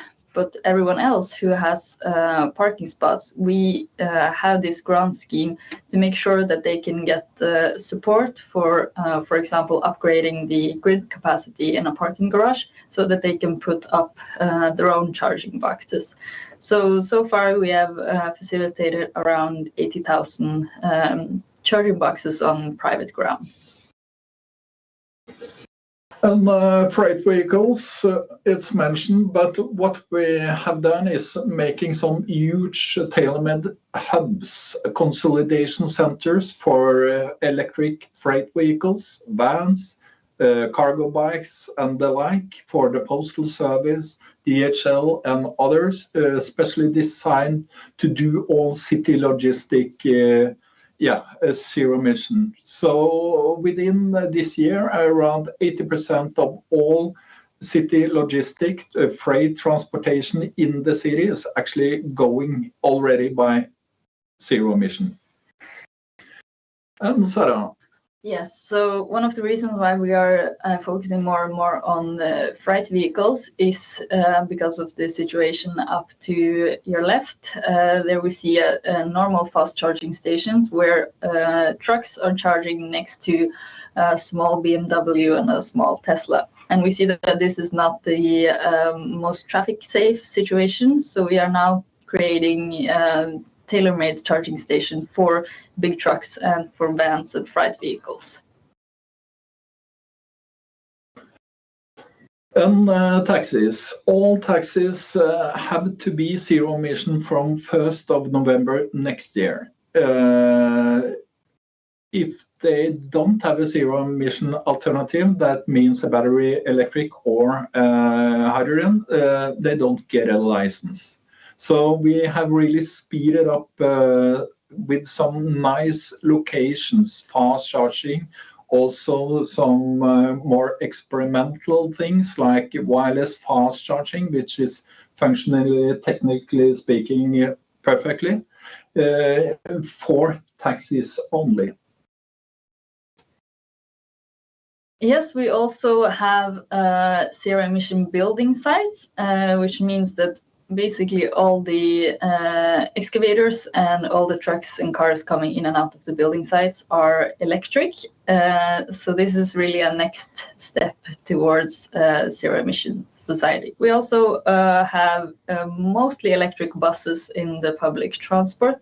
So I think by the end of this year, they will all be zero emission. And we have some nice green mobility houses. This is some examples under the fortress in the middle of the city.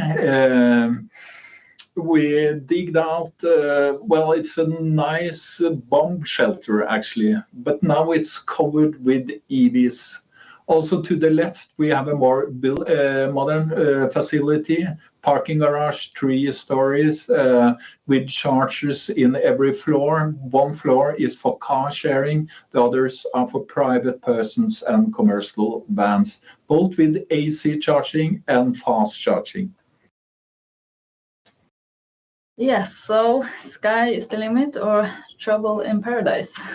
Well, there are some challenges, Sarah. You could maybe explain a little bit. Yes, so first of all, in a density, it's always limited space, so it can be difficult to find enough locations to build charging stations on.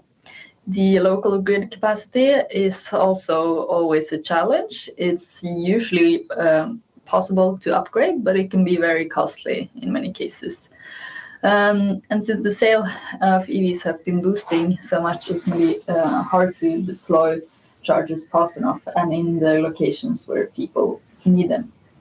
EVs were also allowed to use the bus lane, but since so many people bought EVs, we have to change that a bit because of the bus had to get where it was going. Yeah.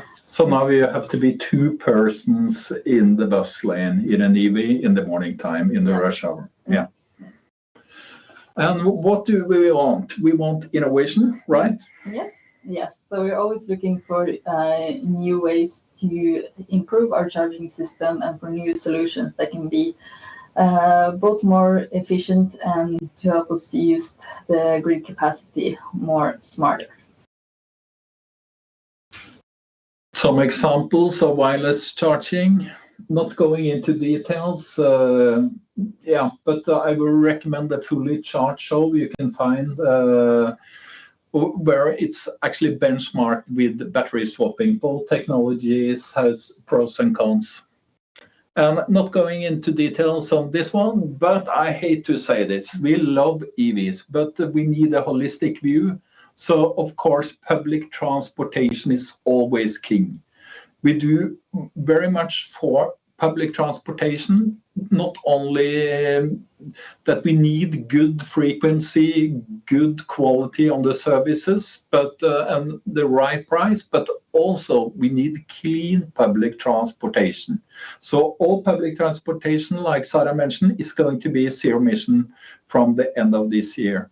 And also, of course, park and ride solutions, making it better for pedestrians, cyclists, Yeah. But the question is, we often get this, doesn't EV make people use their car more and not so much the green choices like walking, cycling, and public transportation? No, I would say it's, if you look at the model split in different cities, it's no evidence supporting hypothesis like that. What we see is actually that people are walking and cycling more, but using public transportation also at a very high level. But the cars are greener. That's the major difference. But of course, we had to make the electrification as clean as possible. The batteries, the cars themselves, and the energy mix are extremely important, and we need smart charging and efficient supply of energy. And there are some other things like local pollutions and ethical challenges. But Sarah? Yes, so to sum up, in the future, all transport has to be zero emission, and it will be mostly electrified. And in the middle, you can see me in an electric high-speed ferry, and down to the right, it's I got to sit in a flying electric car. I did not get to fly it, unfortunately. Yeah. Yes. Next time, maybe. Yeah. Maybe next time. Yeah, so here is some example as well, where you see that the electric cars can function in all types of environment. And the picture below is an autonomous vehicle in Svalbard, which is an island north of Norway. And an example of a post truck, which is also 100% electric, which is delivering mail in the north of Norway in the ice and snow. Yeah. So I think that was it from us. So we are open for questions, and we might share the presentation if you need it. Yeah. Thank you. Thank you very much to Oslo. There are actually questions to you from audience. So I will use, I think we can afford like 2 questions. The first one is a very basic question, but I would even complement it. How long does it take to charge a car in the normal charging point, which I think is the AC charging, in comparison with the fast charging, so the DC charging? And I think it would be also interesting to mention from your side, what is the payment model actually that you have in Oslo? Yeah, how much does it cost actually How much does it cost actually to charge in Oslo while parking? Yeah, today it's too cheap. You pay for the time you are actually parking, and normally you want parking when you use an AC parking, going to the dentist or the doctor for a couple of hours. You need the parking and some to fill up your battery. The price is around €2 per hour, including the electricity. In the future, we of course want to have a kilowatt-hour based system where you actually pay for the kilowatt-hour you use. What price that will be? It will be with the help of the system of Unicorn Charge Up. We will link it to Nord Pool, but we will also have an addition, of course.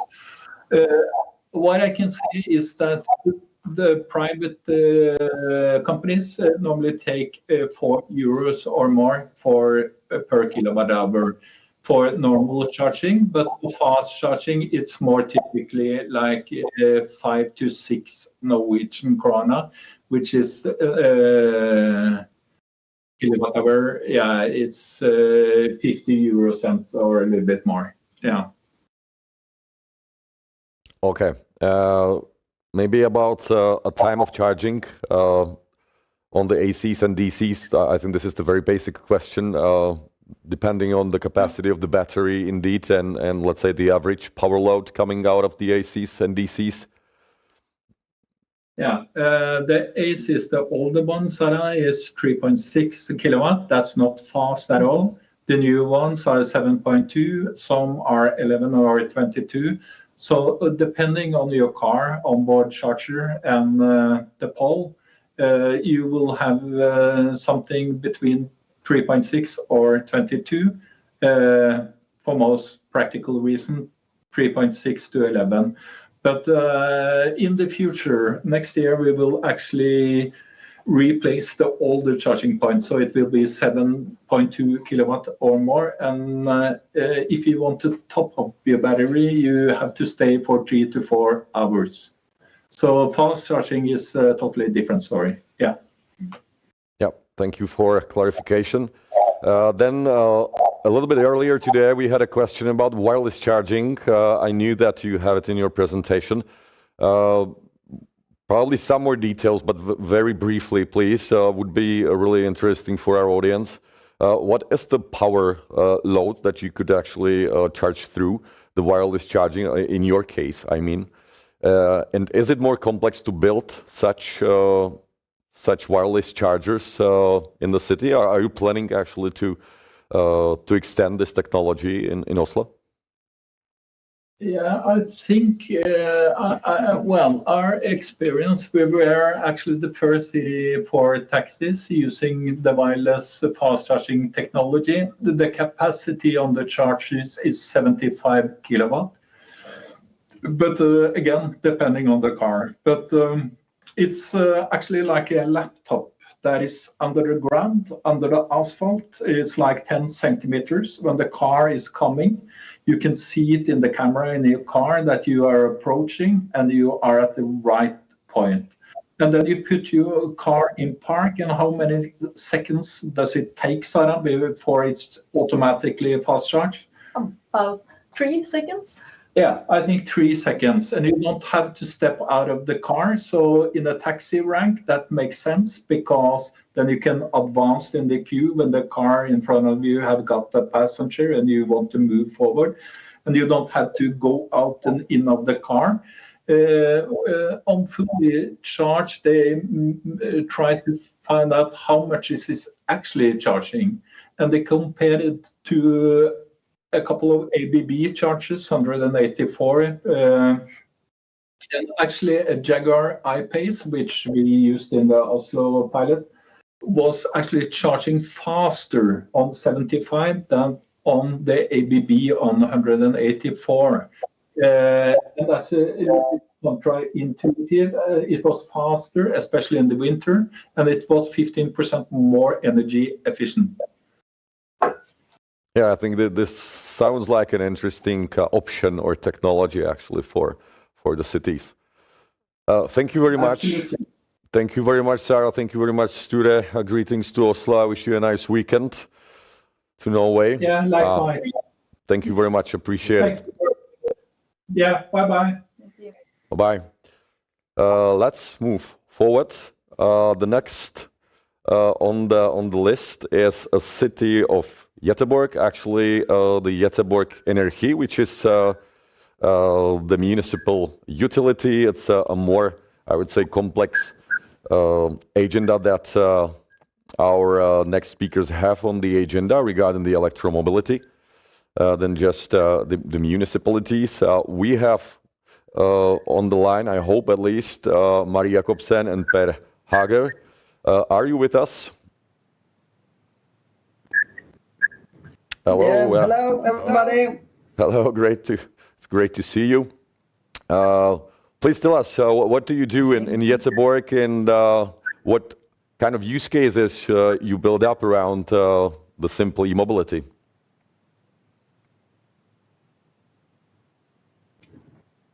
Yeah, we hope we can give you inspiration with this presentation here around what we are doing in the e-mobility at the moment and what we are focusing at the moment of. So let's start. Let's start. Yes. Okay. So my name is Mari Jacobsen, and I am the product owner for the charging infrastructure. And this is my colleague Per Hager. Yeah, and I'm a business developer here. So let's kick it. Yes. Again, thank you for allowing us to give you a presentation about our beautiful city and our company. As you can see here, the city of Gothenburg is a port city, which is also, we have the largest industrial harbor in the Scandinavian. We are also located in the west coast of Sweden, around 330 kilometers southwest of the previous speaker from Oslo. Every day for sustainable Gothenburg, we have the same target that Oslo has. We want to be sustainable for the future generations.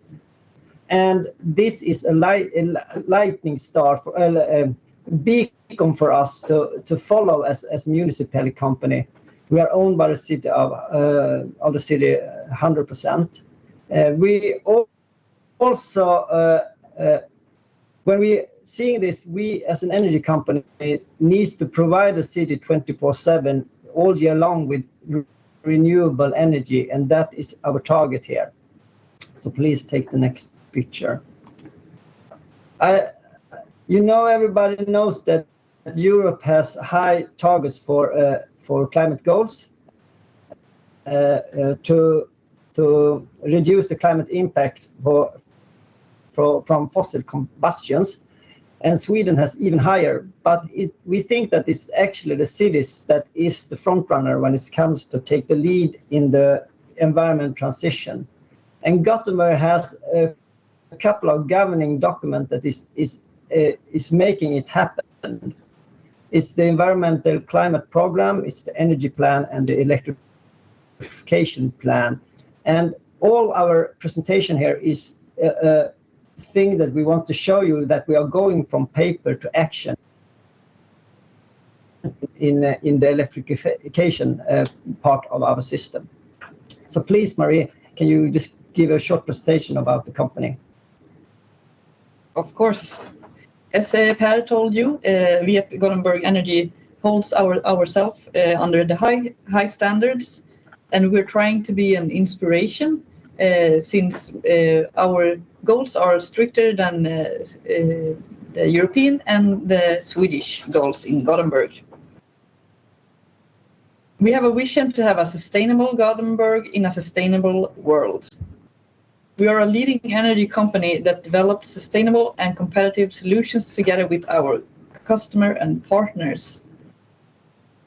Our core values are responsibility, sustainability, and development. We want to be a trusted force in the movement towards a greener city. We are a quite big company. We are actually the fourth biggest energy company in Sweden. We have many employees and many subsidiaries. We have a quite complex different areas that we are working within. We have cooling, gas, heating, dark fiber, and also the power grid. And as you can see, we cover quite a distance in Gothenburg. We are trying to be the enabling energy infrastructure. We're trying to enable the energy infrastructure in Gothenburg to make sure we're a green city. Yes, and this picture here is our operating system. What we want to show you here is everything is connected. And you can see the green lines here is the electrical grid, and the black lines and the black dots are our pipe system that Marie was mentioned before. And what we are doing here is we want to produce renewable energy to the city. And we are doing that by using a lot of different kind of plants to produce this energy. And the plants are also, many of them is using waste productions, such as forest industrial residuals, is waste heat from the refineries. It's also taking the cold water from the river to make district cooling. And we take also waste from the sewage treatment plants to create biogas and electric power as well. So this system this central system, we are trying now to combine it to the city's new electrification of the transport system that we have now with our charging network. And that is what we will focus on the rest of the presentation, about how we go into more decentralization of the electrical grid as well from the electrical part of the system. So please, Marie, take the next picture. Yes, and here we want to give you history and current work regarding the charging of electrical vehicles. So early we have been interested and also been working with innovation. One of these examples are the Electric City project. We had a fully electrical bus that went from one campus to another campus of our university in Gothenburg. I actually took this bus when I was a student. We have been working for quite a while with public charging at Gothenburg Energy. We started at 2011, and we were very early then, and not so many vehicles were actually in the city to be able to charge, but we wanted to make sure that if the people living here wanted to have electrical vehicles, they should be able to charge and feel safe in our city. We also have a lot of focus at the current moment at innovation regarding technical solutions for public charging. We will talk more about this in the presentation. Yes, and how do we go from paper to action here? The city has put up 15 different kind of projects that we and our other municipality companies are involving in. And at the right side of this picture, we want to give you an example of where Gothenburg Energy has provided with sources to help the city to reach their goal. For instance, you have one of the latest project is the Gothenburg Green City Zones, which means that the city is building new neighborhoods and with new buildings and real estates. And they want the traffic system there to be electrified, which means that also the waste that is coming into these areas will only used by electrical vehicles. The food transportation will be also with electric vehicles, together with buses, with private cars, and so on. We have also other R&D project around vehicle-to-grid and leisure boats. We are, as I mentioned, a port city, which is very common that you have your own small boats, and the small harbors will in the future have electrical boats. And in Sweden, we usually only use them 1 hour every year, and it's in the summer of July, which means that you have a lot of energy that you can use in the grid the rest of the year. So that is an R&D project that we are working. But we are also doing to commercialize different kind of projects. And one is to commercialize the waste transportation that we have in the city. And we are doing that by increasing our effort when it comes to build our public fast charging network. So please, Marie, take the next picture. Why are we as a company thinking fast charging is important? And to know that answer, you need to see the whole system when it comes to charging and electrified transport segments in a city. These metrics want to show you that there is quite complex, quite a lot of sub segments under the charging and as well in the transport segment, that you must understand that you can go wrong in the technical. We are in the beginning of a technical phase, and there is a lot of techniques here. But we think that if you look at the map this way instead, then you can see that all the charging segments and the transport segments are connected. And we think that on-the-go charging and doing it publicly is the best way from a city standpoint to help the city to make the transitions over to electric vehicles, because you need to put in sometimes you need to use your vehicle and not be able to charge at home or at work, and the fast charging network is that way of helping also the commercial heavy vehicles to be more electrified. Please, Marie, take the next step. Yes. So where do we put these fast chargers? So we plan it as carefully as we can, and we have a tight cooperation with the city planning office and also the parking company. We go through many factors when we choose a place for a new site. We look at where the people with electrical cars are living now and also in the future. Where are the apartments? Where is the business area? We analyze the traffic flow. We look at villa areas. We look at which areas will change within the coming years, and also what are our competitors doing.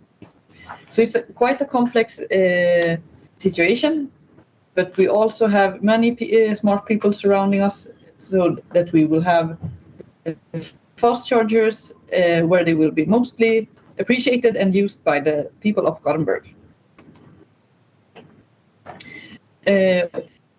One recent example of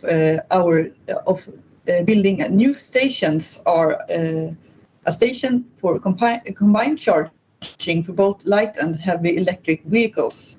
So at the end of October, we built 4 new stations for heavy and light vehicles, and we have the capacity to charge with 350 kilowatts. By the end of November, very soon, we will build 4 more in Gothenburg. We hope that this will make sure that the companies in Gothenburg is ready to take the step to actually also run their heavy vehicles on electric power. We installed our first charger, just one that time, 2019, to enable also for heavy traffic. It is currently one of our most popular charging stations. Yes, and finally, we want to give you an example of a success story. We have done this year together with our partner and supplier Unicon System, and we are very pleased to have that cooperation with Unicon. And what we have done is that we have involving the software as a solution platform Charge App to take care of spot prices, so we can have variable prices to our customer. And we think that development that we have done is the future of pricing when it comes to public fast charging. Please. So what is the principle and the difference between static compared to dynamic pricing? You see here 3 different line graphs here. And it's 7 days, it's 7 different days, and they have all the same. The bottom line in each of these graphs are the cost that you have when you're charging from the Nordic spot prices. So you can see that there is difference between one day to another. It's the same. When it comes to electric power, the prices is also divided in each hour, which means that you have different price during the same day, and it can be quite different between them. And if you have a static charging price, which is in the left chart here, you can see that your cost is increasing, but you can't change your price. You're changing often the price afterward. we think when we have developed this is things that we would do in steps. So we have come to the second part here, the middle chart here, which is daily variable charging prices. And then you can see that we can change our price automatically based on the middle cost for the spot prices. This is the same principle that the petrol station has for gas, which they are changing the price based on the Brent oil. But as I mentioned here before, the price within the days can be quite significant, which means that you can be even more competitive if you can change the prices in the night or in the evenings and lower your costs there, because your base cost and the fixed cost that you have for the grid, for the personnel that is the employees that is working, is based on the usage of charging between 6 p.m. to 1800 every day. So you can reduce your costs based on what your own costs are if you have more variable prices within the 24 hours. So we will introduce the third chart here in December in Gothenburg. You can take the next picture here. And what is the benefit of dynamic pricing, and why we think that is the future of pricing when it comes to fast charging at least, is that you know the tomorrow's price already today. You can spend 36 hours before knowing what the price is tomorrow, which is quite good for an end customer. You can, if you have a new electric vehicle which has around 70 kilowatt hour, you can decide by yourself today, do I want to charge today, or do I want to wait to charge tomorrow, or tomorrow at the evening, because that is the best price for me. So you have actually the same parameter that you are involved with when you have your electric consumption at home. At least in Sweden, there is the same principle. And you can also knowing that if I'm charging when the price is low in Gothenburg Energy charger, you know that you're helping to produce more wind and hydro and solar power in the system, because we have a demand and a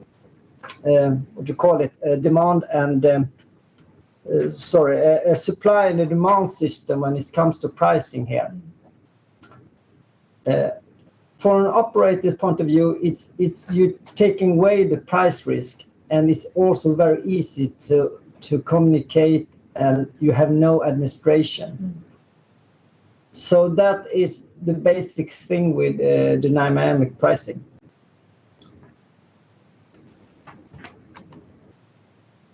Yes. And that's for all from Gothenburg Energy. We hope we have made it a little bit easier to because we were the last one before a break. It's always a little bit tricky when you are the last presentation there. Thank you very much. Thank you. Thank you very much. It's been a pleasure having you here. Well, we are a little bit behind the schedule, but you made it very well. There are a couple of questions to you, actually. Quite a general question, but I think it's worth answering. How does the Gothenburg Energy balance energy production and consumption, especially during the winter months and wind-free day?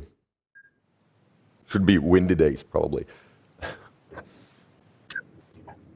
The consumption? Well, sorry, can you take that again?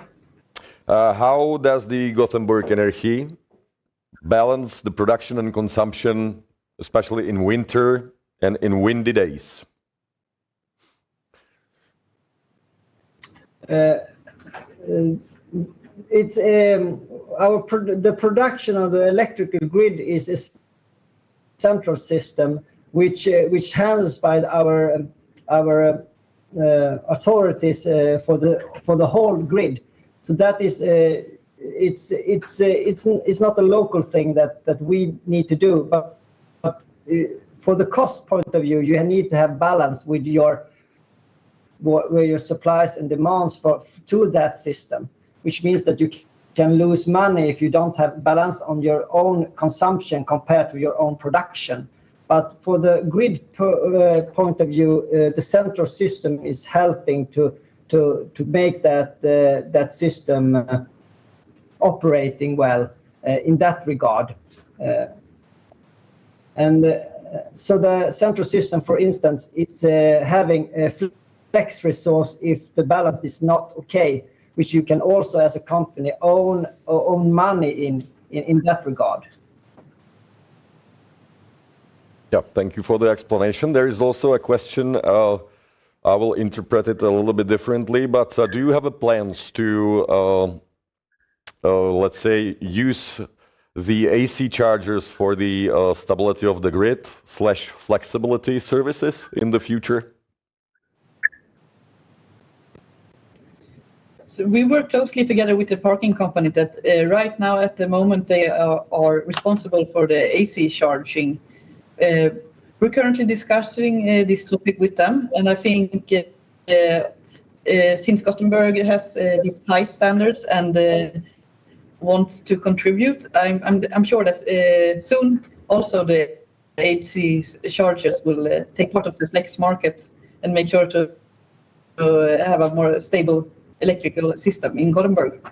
Yeah, and we also are involving in demo projects when it comes to vehicle to grid, together with both Polestar in a couple of projects and Volvo Cars as well. So, but from that part of view, to say that they will be commercialized, it's quite a couple of years from now, I think. Yeah, I think that's quite a complex topic, so I would agree with you. But I think it's worth piloting this stuff because otherwise we will not move there. Maybe last question. I think the answer could be pretty simple. I know that Sweden. I know that from the other energy business that we done with Svenska Kraftnät, for example, that Swedish companies are actually quite strict about the security policies. There is a question. I think it was more general, but I'd like to take the advantage asking you actually. Do you have any policies regarding the Chinese products that are installed, whether they are installed to field? I mean, the chargers or the other technology that are they banned actually from your operations? Is there something like this in operation? I think it's a quite new topic at the moment, and the security part is something that the company is always discussing how it will handling both which kind of hardware do we have in the system at the moment and what kind of supply we want to have in the future, especially when it comes to the Chinese companies. But we have at the moment, I can't say that we have a stated a policy yet, but of course it's a discussion in the company. I think that is key to the war that is between Ukraine and Russia, and what can happen if we put everything to other countries when it comes to infrastructure, which is very important for the whole society. Yeah, so I understand there's no written policy, but you take it into consideration. That's what I hear. I think this is probably the important at the moment message. we don't have any written, but we are talking about it to make over how we will handle this, and it can be quite near from now that we have statements around it, but not at the moment. Yeah, the investigation is needed. Yeah, I think this is a fair answer. Thank you very much, Mary. Thank you very much, Per. We need to move forward in our program. Thank you very much for your presentation. It was really, really good. Okay, thank you. Okay. And the See next you. step in our program actually is a break, but we are not on time, so we will make again 15-minute break. So 12:05 we will see each other again. Thank you. See you soon.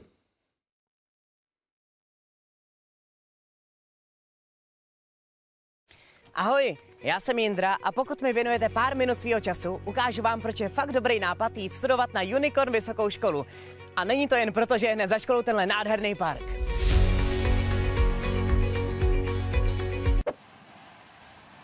OK, vy co tušíte, jak to kolem školy vypadá, se teď asi smějete, protože zepředu to tak růžový není.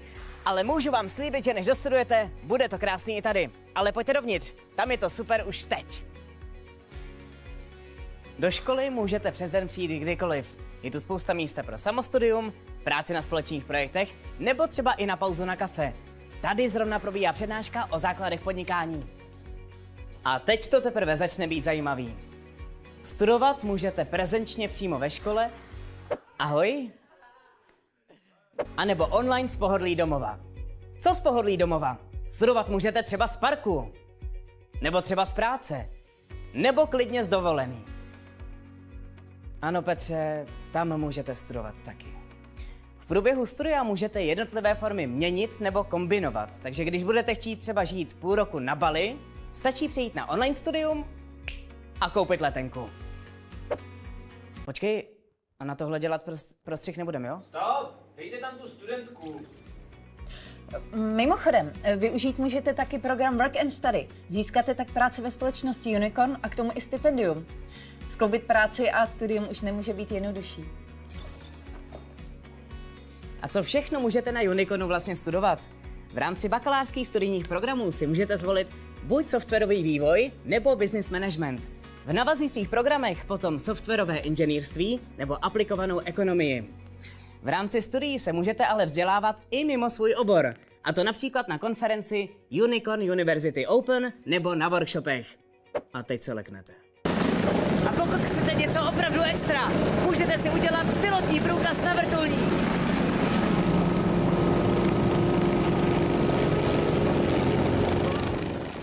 Kromě Unicornu spolupracuje naše vysoká škola i s dalšími velkými hráči.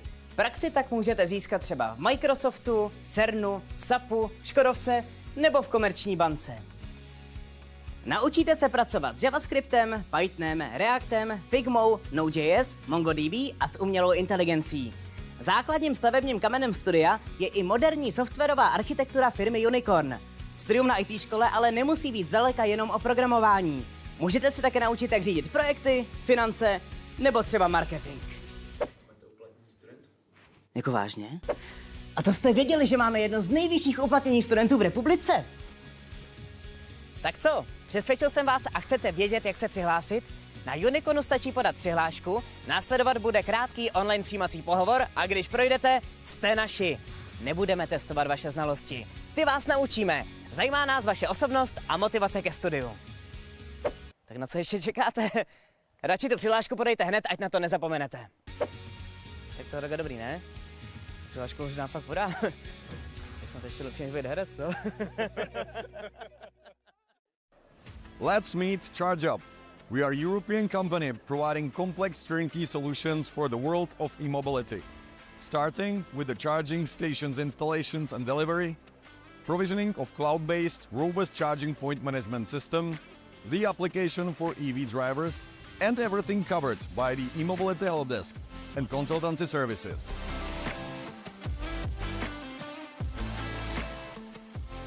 Our great advantage is that we combine our know-how and products with other parts of the energy business, integrating e-mobility with flexibility markets, dynamic load management functions, integration to spot market data, in order to provide cutting-edge features for e-mobility predictions and dynamic pricing. These are key features of a modern EV platform like ChargeUp CPO, which flexibly responds to the needs of the distribution grid operators. ChargeUp CPO is built on our Energy Enterprise platform, bringing the experience from the largest energy systems, ensuring outstanding level of scalability and security. Using the OCPP protocol enables us to provide monitoring and remote control for AC and DC charging stations in real time in your network. Operational statistics, reports, user and RFID cards management, alarms and roaming are standard features today.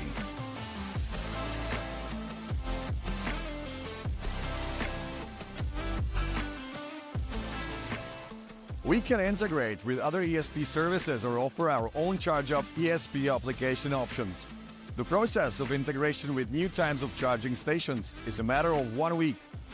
Thanks to our migration patterns, we give you a comfort of easy migration procedure from our current solution. Client experience speaks for us. ChargeUp is selected by the capital city of Electromobility Oslo to manage more than 2,300 charging points in the city. There are many other satisfied customers. ChargeUp is also helping, amongst others, to Škoda Auto, Gothenburg City in Sweden, and the Commercial Bank in Czech Republic with management and operations of their complex e-mobility solutions. The biggest logistic companies like DPD or PPL are also satisfied with our services in long term. We are ChargeUp, the EV charging platform from the heart of Europe. More at chargeup.eco.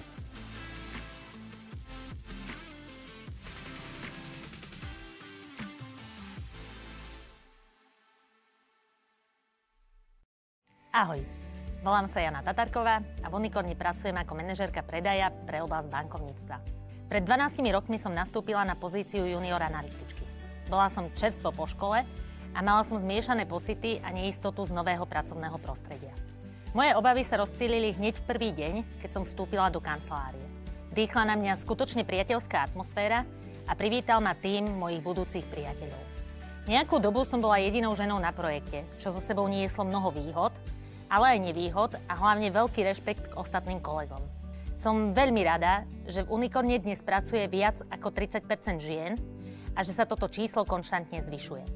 Počas 12 rokov som mala možnosť prejsť si rôznymi pozíciami tak v oblasti testu, analýzy ako aj manažmentu. Pracovala som na rôznych projektoch a aj preto som nikdy nemala pocit, že je moja práca statická alebo nudná. Unicorn je pre mňa niečo ako rodina. Ako náhle sa stanete jej súčasťou, viete, kam patríte. V Unicorne stretnete mnoho skvelých a šikovných ľudí a dostanete príležitosť rozvíjať sa podľa svojich preferencií.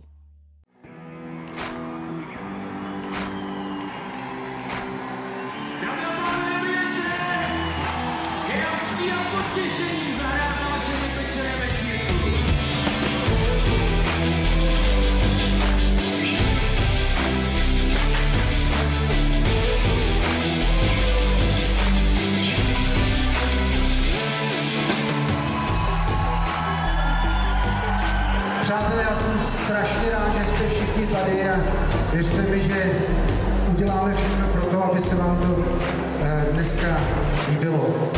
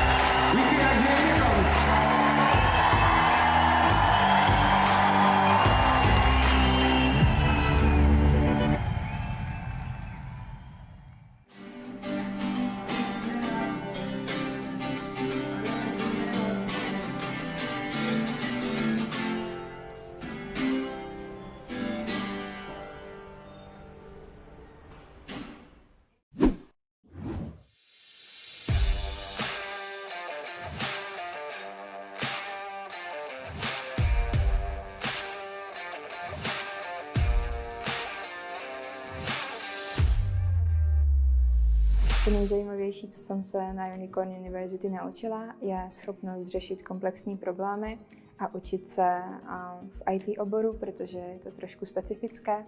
A zároveň Unicorn University poskytuje systém vyučování, kde máme hodně praktické výuky. To znamená, naučila jsem se řešit podobnou problematiku, tak jak bych potom řešila v praxi. Tak vlastně hned během prvních 2 semestrů jsem se naučila ty nejdůležitější hard skills, to znamená programování v Pythonu, v Rku a v SQLku spolu se základy statistiky. A potom už vlastně člověk potřebuje jenom svoji vlastní píli. A já jsem díky Unicorn University měla možnost dostat se vlastně na pozici data scientisty v Centru umělé inteligence pod O2. A to tím způsobem, že jsem jako své portfolio použila své seminární práce, které jsem měla vypracované právě ze školy. Studijní materiály považuji za jednu z největších výhod vůbec studia na Unicorn University. A to z toho důvodu, že je máme k dispozici vlastně neustále, jsou online a můžeme je používat při cestování, přesně tak to dělám já. A zároveň nám šetří čas a energii, nemusíme si nic zapisovat a můžeme tu energii věnovat rovnou učení. Studium na Unicorn University bych doporučila z několika důvodů. A jednak máme mod Work and Study, který je příznivý pro všechny, kteří přes den pracují a nemají čas zúčastnit se normální prezenční výuky, ale zároveň jsou zde velmi ochotní učitelé, kteří jsou vždy na vaší straně a snaží se vás podpořit a věnují vám svůj čas vlastně nad rámec výuky. Jednou z nejdůležitějších věcí, co jsem se u nás ve škole naučila, je komunikovat s více technicky zaměřenými lidmi a celkově spolupracovat ve skupinách. A na jednom z hackathonů jsme řešili například programování hry a programovali jsme mini. Pokud se chce člověk věnovat data science, tak si myslím, že Unicorn University je perfektní volba. A právě díky tomu balíčku základních dovedností, které nabízí v poměrně brzkých semestrech, to znamená v prvním a v druhém. A taky je to škola, která je otevřená lidem, kteří přes den pracují a dokáže se přizpůsobit. Zkrátka je to tady super. Tak se přihlašte. Žibrík. Tak děkuji. Unicorn is a renowned European company providing top-class enterprise IT systems, products, and solutions. We have been delivering IT solutions for the energy industry for more than 25 years. We had come up with one of the first energy market management solutions in Europe when the liberalization of the European energy market started. Later, we introduced ETRM products to our portfolio, which serve as top-notch tools for energy traders of all kinds. And now, we significantly contribute to the green transformation of the European energy sector. Our products and technology ensure energy balancing, security of supply, transparency, and sustainability on the continental scale.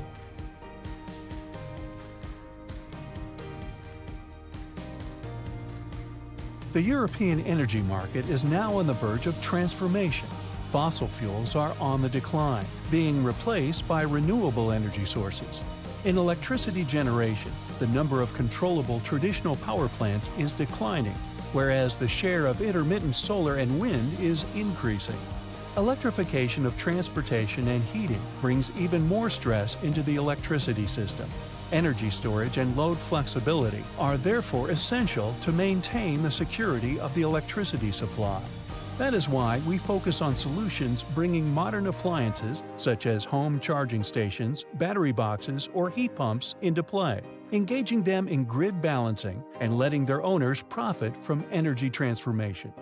When we look at our product portfolio from the top level, our platforms power most of the pan-European and regional markets. Our software joins the power markets on long-term, day-ahead, and intraday time horizons. We have built two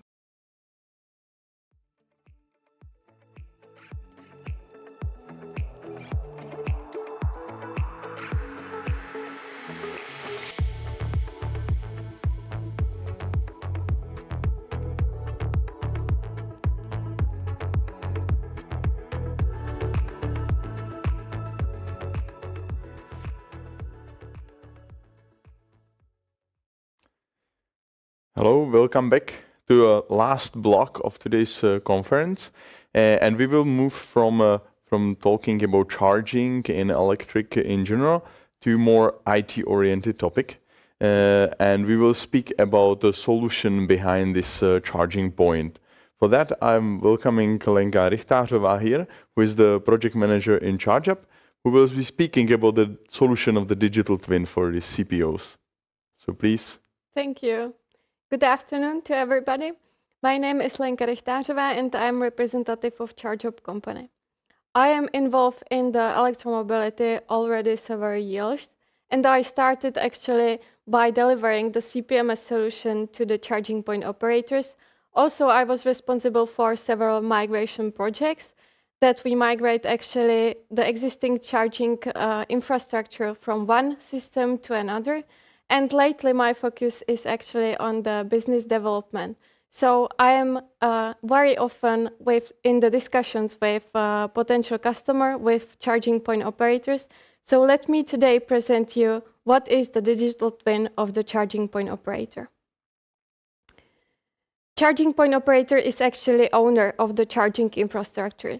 So the digital twin is actually EV charging platform, which provides to the owners of the charging infrastructure possibility to manage remotely the chargers.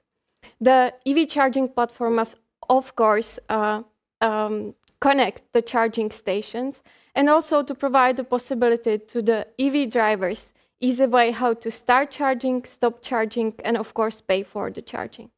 There are several options how to do that, for example, through the mobile application or through the RFID card or payment card, or even through the car itself. Thanks to the plug-and charge features, it's possible to just plug the cable to the car and actually car authorize itself and start the charging instead of the customer and also pay for the charging. What is also very important is the roaming, because you have many players that are actually providing the charging infrastructure and a lot of mobile application. So the roaming provides the possibility to connect the electromobility. Last but not least is the openness of the system. The system must be prepared to integrate with the surrounding systems and, for example, to the spot market data. So what are the goals of such system? I would summarize that in 3 words. It's manage, monetize, and scale. So let's look into the features that are actually supporting those goals. Easy charge point management, that's quite straightforward.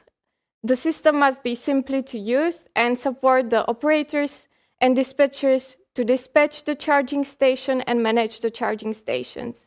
So you should have some immediate actions as, for example, restart the charging station or analyze the logs and the others.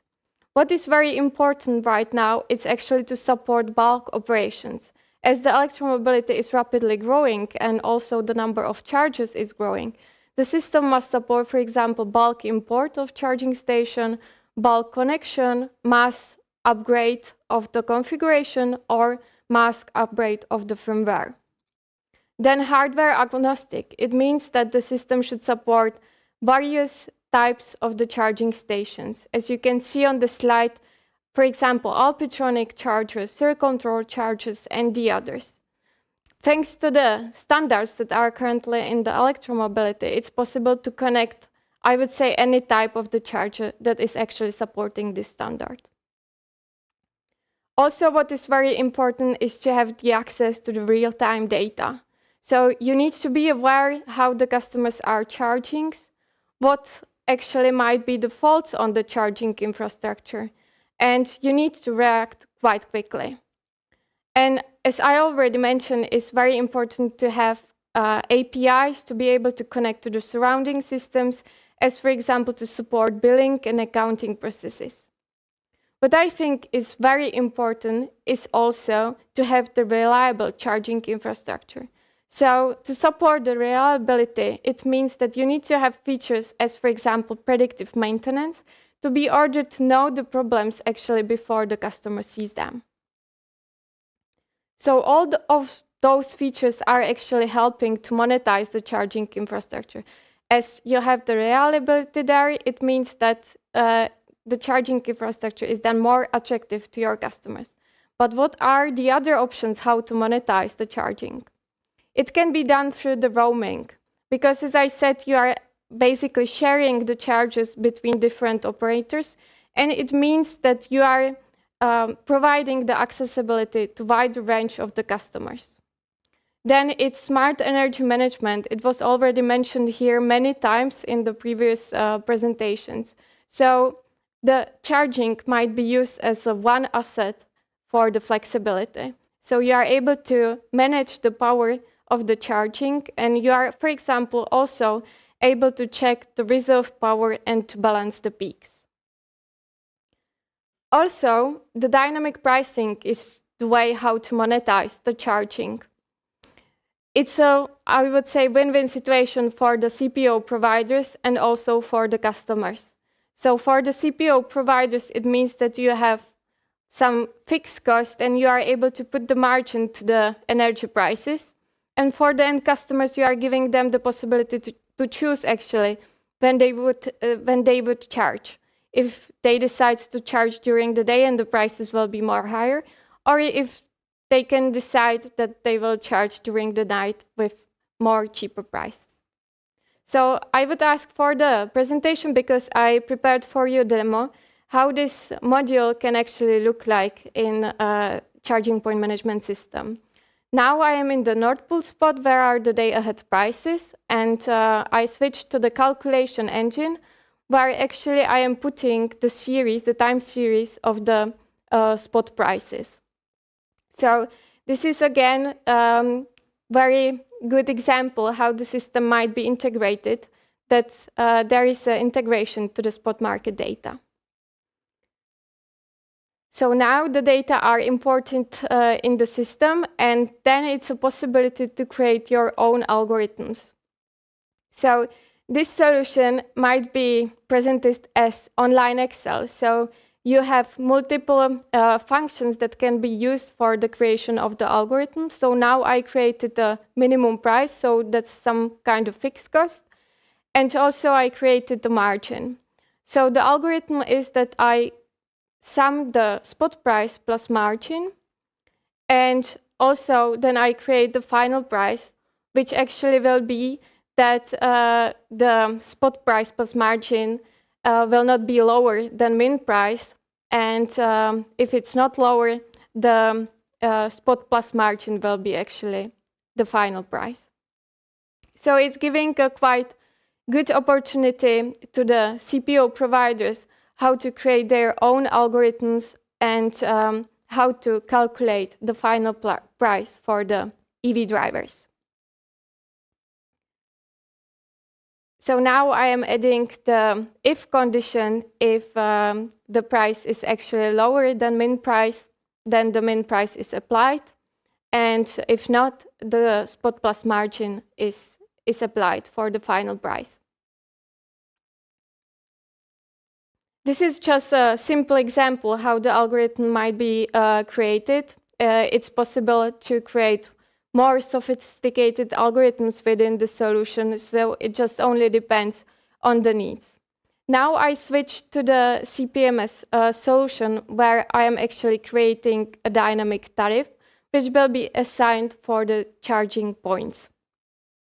What is important to set also is to set fallback price. We use fallback price for the cases when, for example, there is a problem with the integration. So the fallback price will be set when the prices from the Nord Pool spot didn't arrive. And there will be some safety limit for those cases. And now I am actually doing the integration with the time series from Lancelot Hub. As you can see, it's quite easy to use. It's only to copy the ID of the time series and paste it to the CPMS solution and set actually the fallback prices that I already mentioned. After the saving the changes, you can see already the plan of the prices during the day. So you can see that every hour there is a different price for the charging that will be actually synchronized to the ESP application for the EV drivers. because it's very important that actually also the customer will see what is the forecast of the prices of the charging. So now we are in the ESP application, and there is actually the forecast of the prices for the upcoming hours. Okay, I would ask to switch back to the presentation. Thank you. And last goal is to be able to scale. So the system must be robust and secure and has the ability to actually scale the charging infrastructure, has the ability to connect tens of thousands charging points because the electromobility is rapidly growing. It also must be flexible enough because electromobility is quite new topic, and there is a lot of new features and new approaches that are coming to the market. So the solution must be enough flexible to react on the needs of the customers, but also on the needs of the market. And last but not least is the easy migration. So it must be possible to migrate the charging infrastructure not within the weeks or months, but within the days. And my last experience is that it's actually possible to migrate the thousands of charging points within the single day.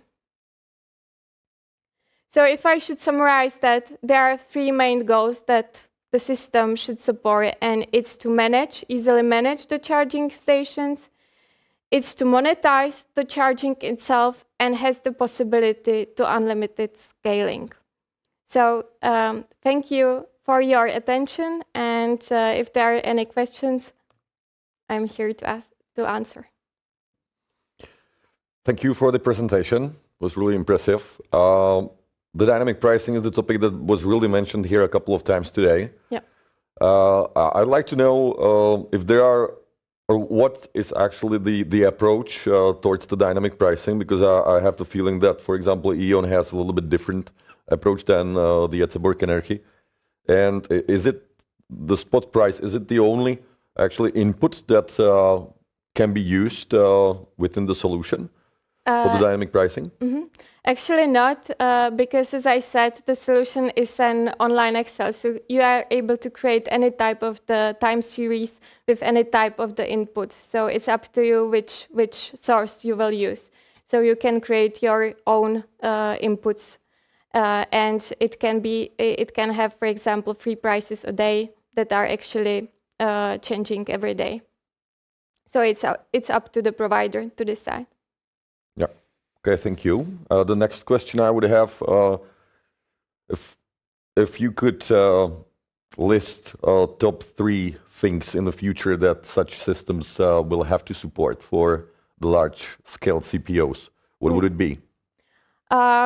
There is a new standard for the communication between the chargers and between the CPMS backend. It's OCPP 2.0. So I think this is like the must-have for the backend solutions. And then the dynamic pricing, but some of the systems are currently supporting that. And plug-and-charge features or other features that are actually supporting the easy way how to start the charging. So the customer journey must be as smooth as possible. There is actually one fresh question from the audience. Is OCPP 2.01 already supported by ChargeUp? We are working on that because we have quite extensive cooperation with the station suppliers. So we are currently preparing the solution to support that. Okay, thank you. I think this is probably all from the questions. So do you have one? No. Okay. I think that's all. Thank you very much for excellent presentation. Thank you, Lenka. I actually like it because it was the first presentation with showing some IT that is behind. But I believe that any solution that is from any charging or electromobility is like overwhelmed by IT solutions that you need to drive a car, you need to charge. Without the IT, it's not possible today, and the electromobility is very IT-driven in comparison to the fossil fuels cars. Actually, it's a completely different kind of story. Yeah, that's actually a relatively shame that we do not have such time or long time to discuss every aspect of creating IT and getting into what kind of systems are there to make it work, because that would be definitely interesting. But let's maybe concentrate for now for a different aspect of it, because we were talking about efficiency, about technology, now about IT, but what about the finance behind it, or what about the economy? And for that, I have the special guest to describe Mr. Komanda, who is the Chief Economic in Trinity Bank. And I'm happy to learn the finance behind electromobility and how does it work and what we could expect. So Good please. afternoon. Thank you for inviting me for this session. And I will today speak about the future of electromobility in Europe, of course, about its financials and about the outlook of this sector.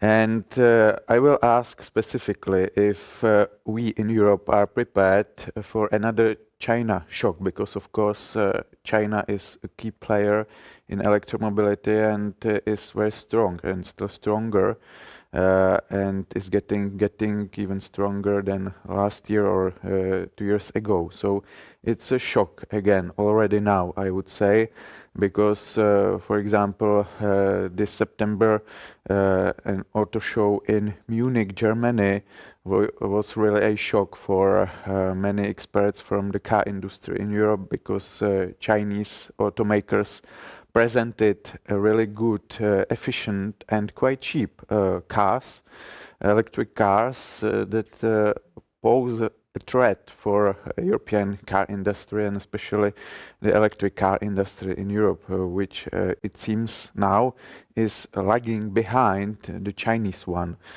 So this is a real problem, not just for automotive in Europe, but for whole European economy. So let's have a closer look on this issue. This is how Chinese, as they call it, new energy vehicles industry. This is the NEV is now growing. We've seen a huge growth rate, especially since 2021. This is this picture shows an EV, especially the electric cars in China, and the growth of its sales in the country. So we see a big increase of sales, battery electric cars, BEV and plug-in hybrid cars, and the trajectory is clear. So even though that China economy already now is not in good shape because of still some implications of COVID-19 pandemic, which was very difficult for China because of many restrictions, quite strict restrictions it has led to. Now, even this gloom of Chinese economy, there is a boom of electric car industry in that country.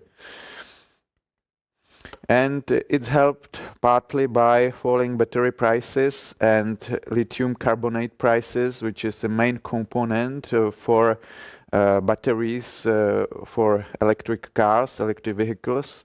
We see here in this picture that there is a decline in prices, and there was an increase in prices of these materials and batteries because of, again, COVID-19 situation, and it was only interim increase because of restrictions related to the pandemic and the fact that many companies closed down its production, and because of course reasons like restrictions, pandemic and so on, there was a decline in production, and because of that also an increase in prices. But since the beginning of this year, Chinese authorities went totally different way, and now the economy is open again, no restrictions at all, no COVID restrictions at all, and we see again an increase of production, even these batteries, even lithium carbonates, and because of it the price is going down, which is helping all the car industry in China, all the new energy car industry especially. And another factor which is very important is that China market is more developed concerning cars, electric cars, than other major markets in the world. We've seen this many times, but again, now the proportion or share of electric cars in China in its automotive market is higher than in other very important global markets, US, United States, and Europe as well. So these two markets are with lesser share of electric cars vehicles and its sales than the China one. And China was able already in 2012 put together its strategy, how to develop electric car industry. And in this regard, China is able to really get advantages from a planned economy. Of course, Chinese economy is more planned than US one or European Union one. These are more pro-market economies, but in this regard, and especially in the field of electric car vehicles, now it seems that the planning of China government was quite efficient, and because of that it has led to this bigger share of electric cars, and they are able really to fulfill demand of Chinese consumers, and not just Chinese, because as I already mentioned, the auto show in Germany, this was really a major point. It was a shock for automakers in Europe because it is clear now that Chinese companies are able to produce quite cheap cars and very efficient, and they are really in very good position for competition with American cars, especially Teslas, and European one like Volkswagen and BMW. Here in this picture we see top 5 of brands or models of electric cars according to sales in European markets. So of course Tesla is the first. Its cars are really best-selling in Europe, and then we may see quite stable or declining development of other European and American companies. And the pink curve, it's MG4. MG4 is a Chinese brand. MG is a very old, originally British company. Morris Garages was established in 1924, but now it's part of a big state China company, corporation, automotive producer called SAIC, and this is state-owned automaker in China, and it bought this originally British brand MG, and we may see that this year it's quite successful for its model MG4. This electric car model of electric car is in the top 5 of best-selling European models, and there is strong growth compared to other models with the exception of the Tesla Model Y. So this is really another warning for European car industry that really Chinese are moving to Europe, and they are able to be successful in European market, which is totally different paradigm that just 2 or 3 or 4 years ago, when the challenge, it seemed at that time, was that how successful will European companies will be in China, and how many cars they will or they would be able to sold there. And the question was, to what extent will or how high its market share would get in Chinese market. But now, just 2 or 3 years later, the question is quite different. Now, the question is if really we in Europe are able or are prepared to face the threat of a huge inflow of Chinese cars to the European markets. And this picture again shows that really this is all the threat that is already present. And now European automakers and politicians do not have any clear answer to it. Still, it may be this picture is quite different from the previous one, because it really shows the big picture, and still the Chinese share on European markets is quite small.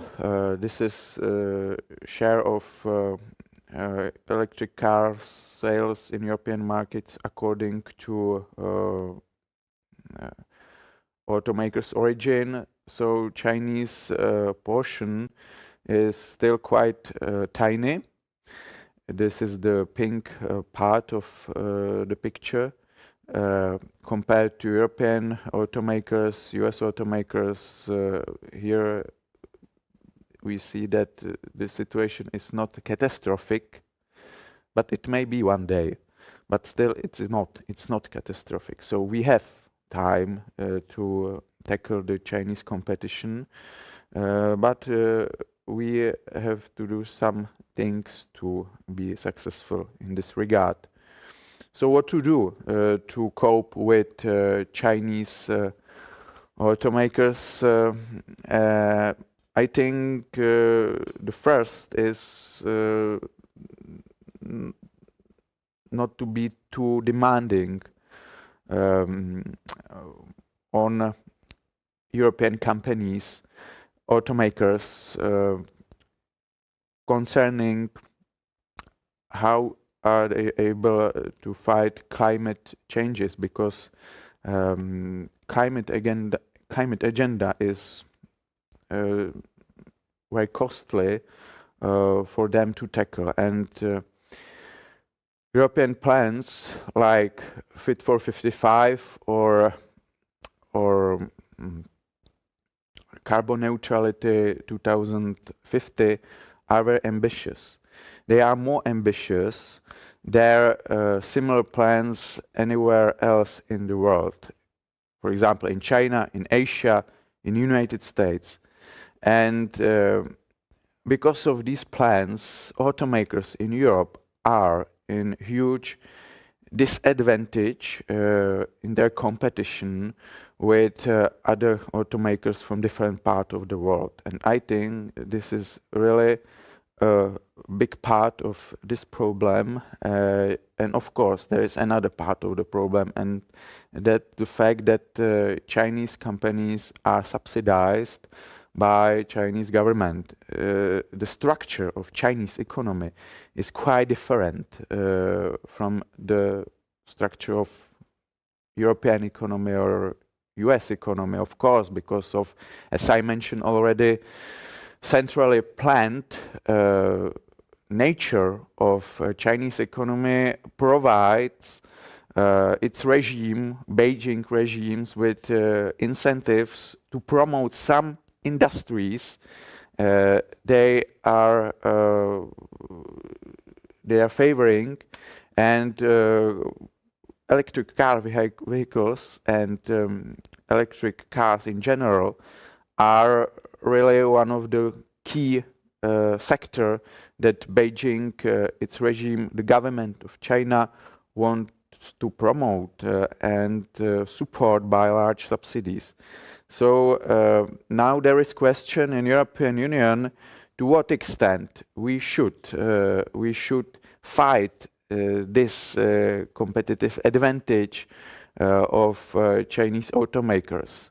On one hand, of course, we should be open economies, promoting global trade with no barriers or some small barriers, no tariffs and so on.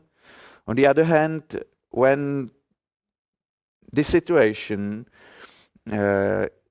is taken advantage of by Chinese importing to Europe very cheap cars, cheap to a large extent because of subsidies of the Chinese government, I think it's not a symmetric competition, definitely not. So we hear this alarm. I have shown this in my pictures here. This is alarm and this is warning. And this graph shows that still we have time to cope with inflow of Chinese cars. They are cheaper and very often they are of a higher quality compared to the price or related to the price. So we have now two ways how to tackle the problem, and I think the first is and how to tackle the China shock. The first is to make our climate goals in Europe more pragmatic. It should be more aligned with the similar goals in different parts of the world, especially in China. We should level the playing field in this regard. Now, because we are more ambitious than China, we are in a huge disadvantage in competition with it. And second is, I think, to somehow consider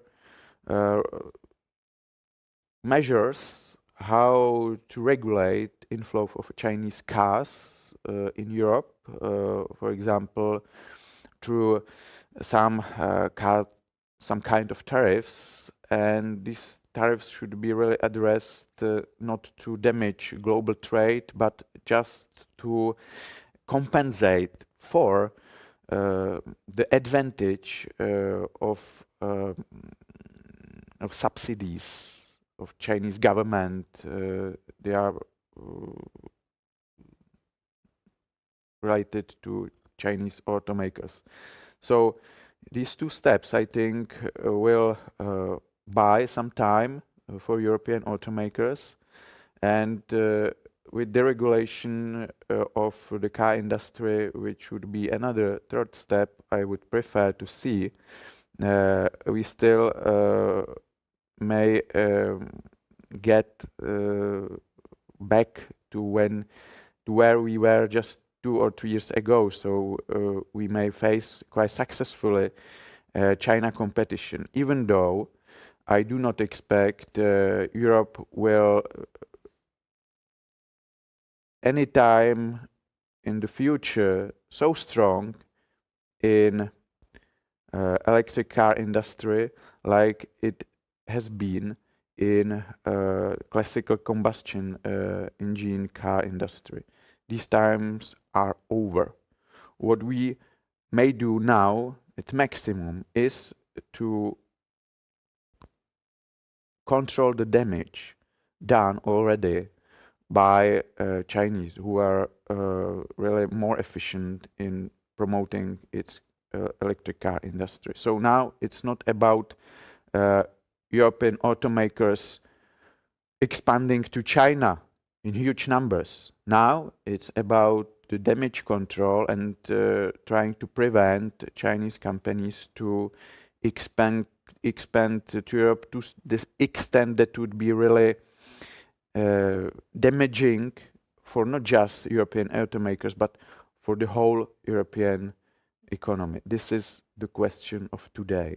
Thank you very much for your interest. Thank you very much for a great presentation. You have several questions here. I can maybe start with a relatively direct one. You tell that there is this Chinese very cheap cars entering European market. What is the direct substitute of that car? Which car, which is electric one, is mostly violated by that? It is Tesla, or I mean, it's a different car that normally their sales going down because of the sales of the Chinese are going up, or it cannot be like identified this way. I think we have look at the situation in the big picture. So, for example, just 1 month ago or so, Volkswagen, the German automaker, decided not to build its plant for batteries here in the Czech Republic, in Plzeň-Líně, even though that our government, Czech government, prepared a good location for it,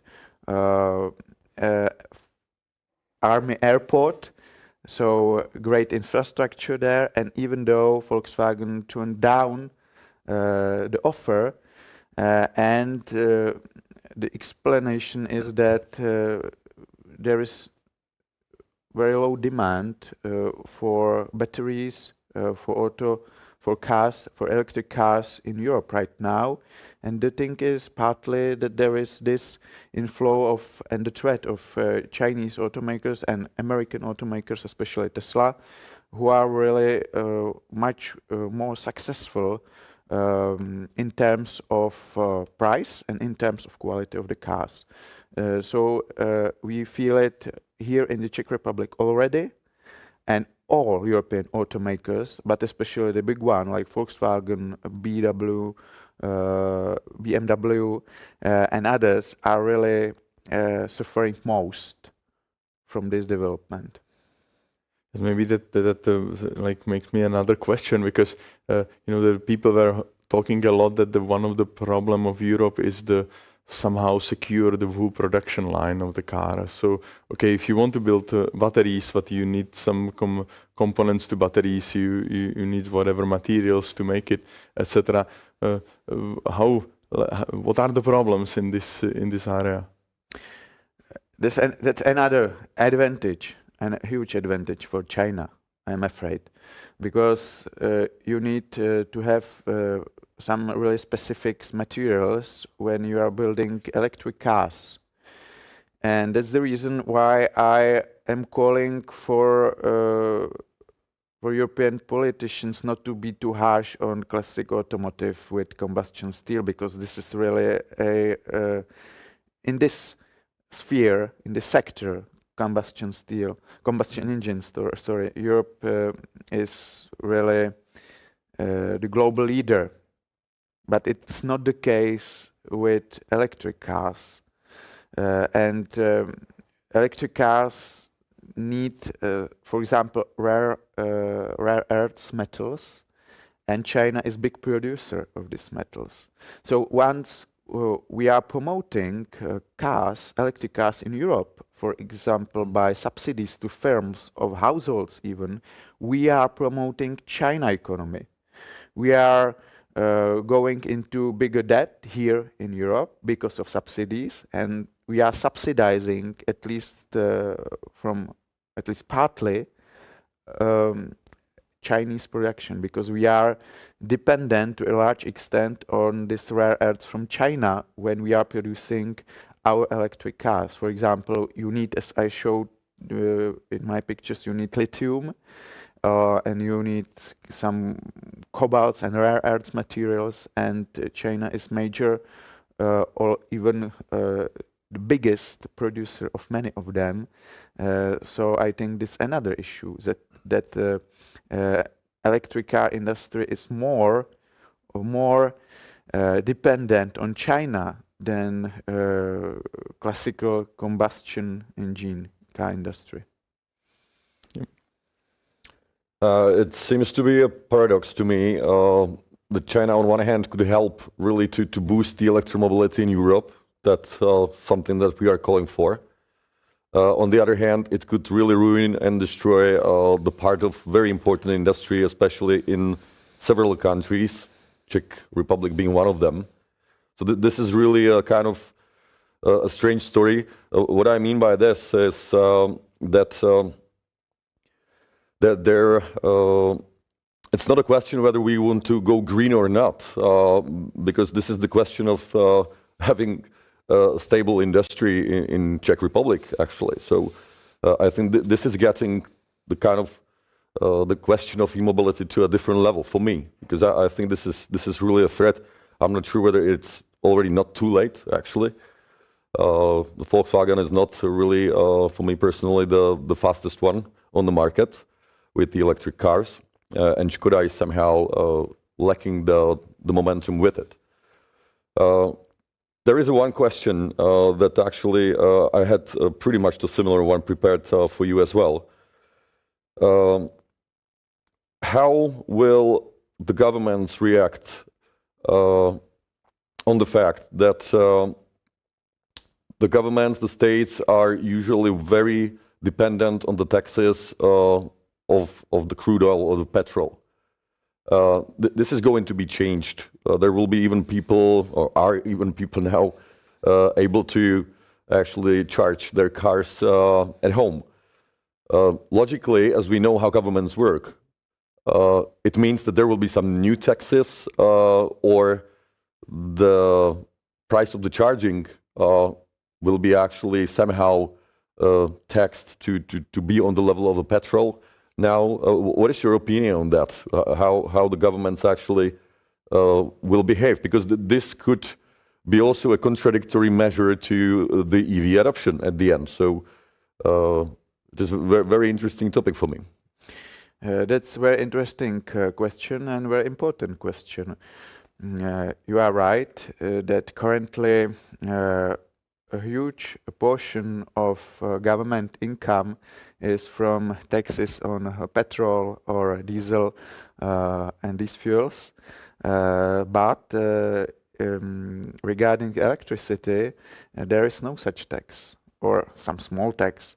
And now government, and not just Czech government, but governments all around Europe are promoting electric cars. And once there is some critical share of cars in the market, of course, there will be quite significant decline of the government income from the taxes from fuels like petrol or diesel. So I think we need to account for this already now when we, for example, plan to buy as a household or as a company, when we plan to buy a car or to change our infrastructure for electric cars, we need to cope with this issue because the costs related to electric cars will increase hugely in coming years because of introduction of some kind of tax, of course, to compensate for declining government income from lower petrol or diesel taxes. So there will be increase of taxation in electric cars.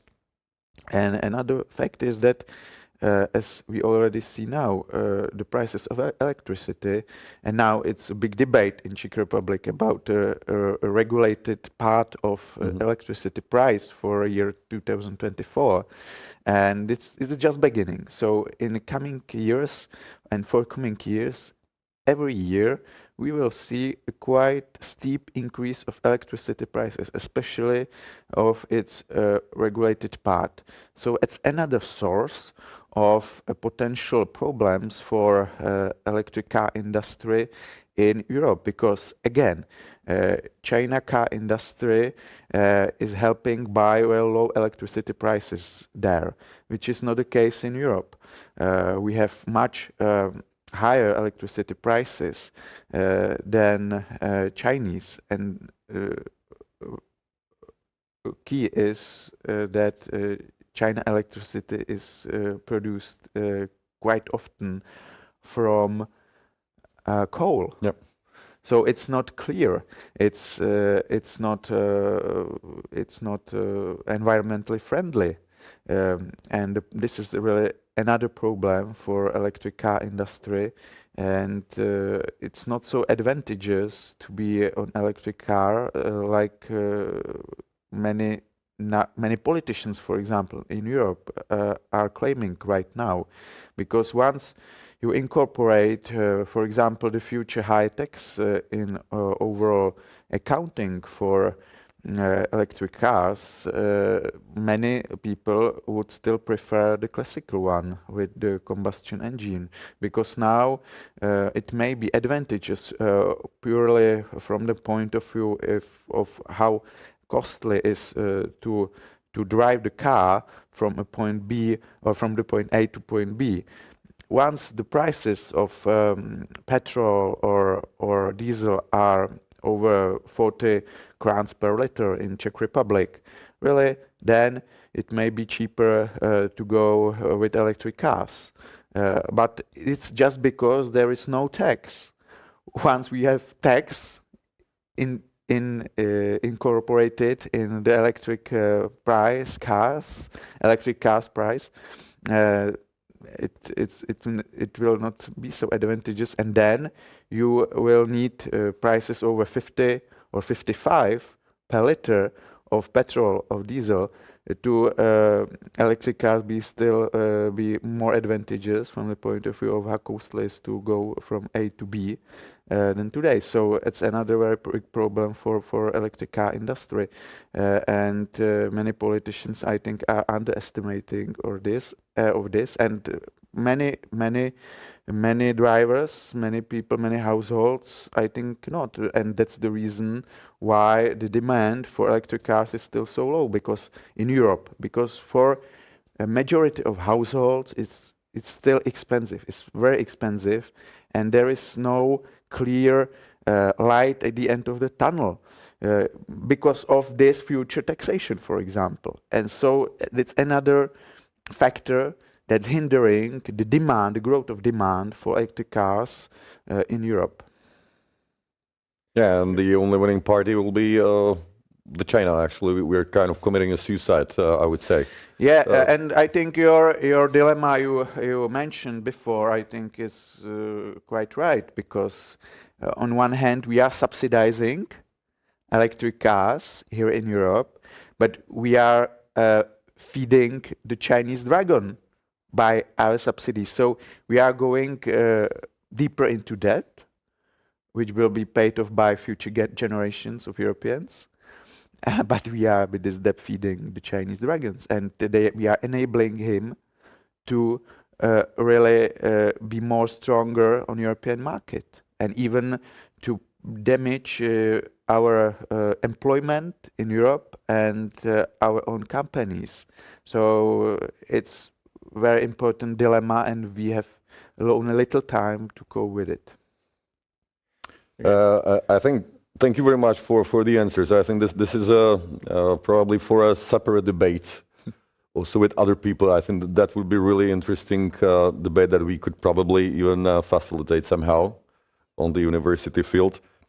It would be good to have the ending of the conference somehow more positively. But I think the important message that I really like to give also to the audience is that surprisingly, in Europe, and especially in the countries where the car manufacturing is quite important part of the industry, it's not just about being green, but actually it is really about sustainable kind of industry that we need. So I would like really people to understand also that, because probably it's even more important, or that probably I'll be hated on social networks for that, but from my perspective, it's really more important to survive. I'm not sure whether we can really afford the luxury. I think you are completely right. I think we are still lacking the big picture.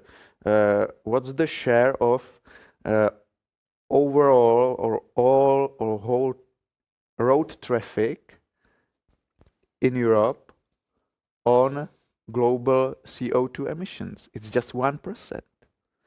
So even if we in one day or over one night completely shift our road traffic from combustion engines to electric vehicles, the decline of global emissions of CO2 will be just 1%.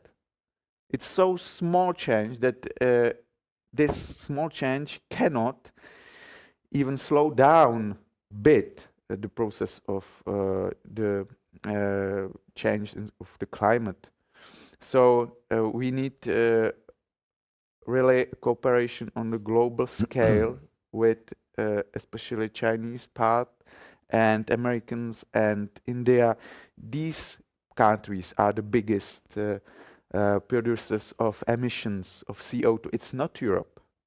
So these countries, I think, have major responsibility for going down with their emissions.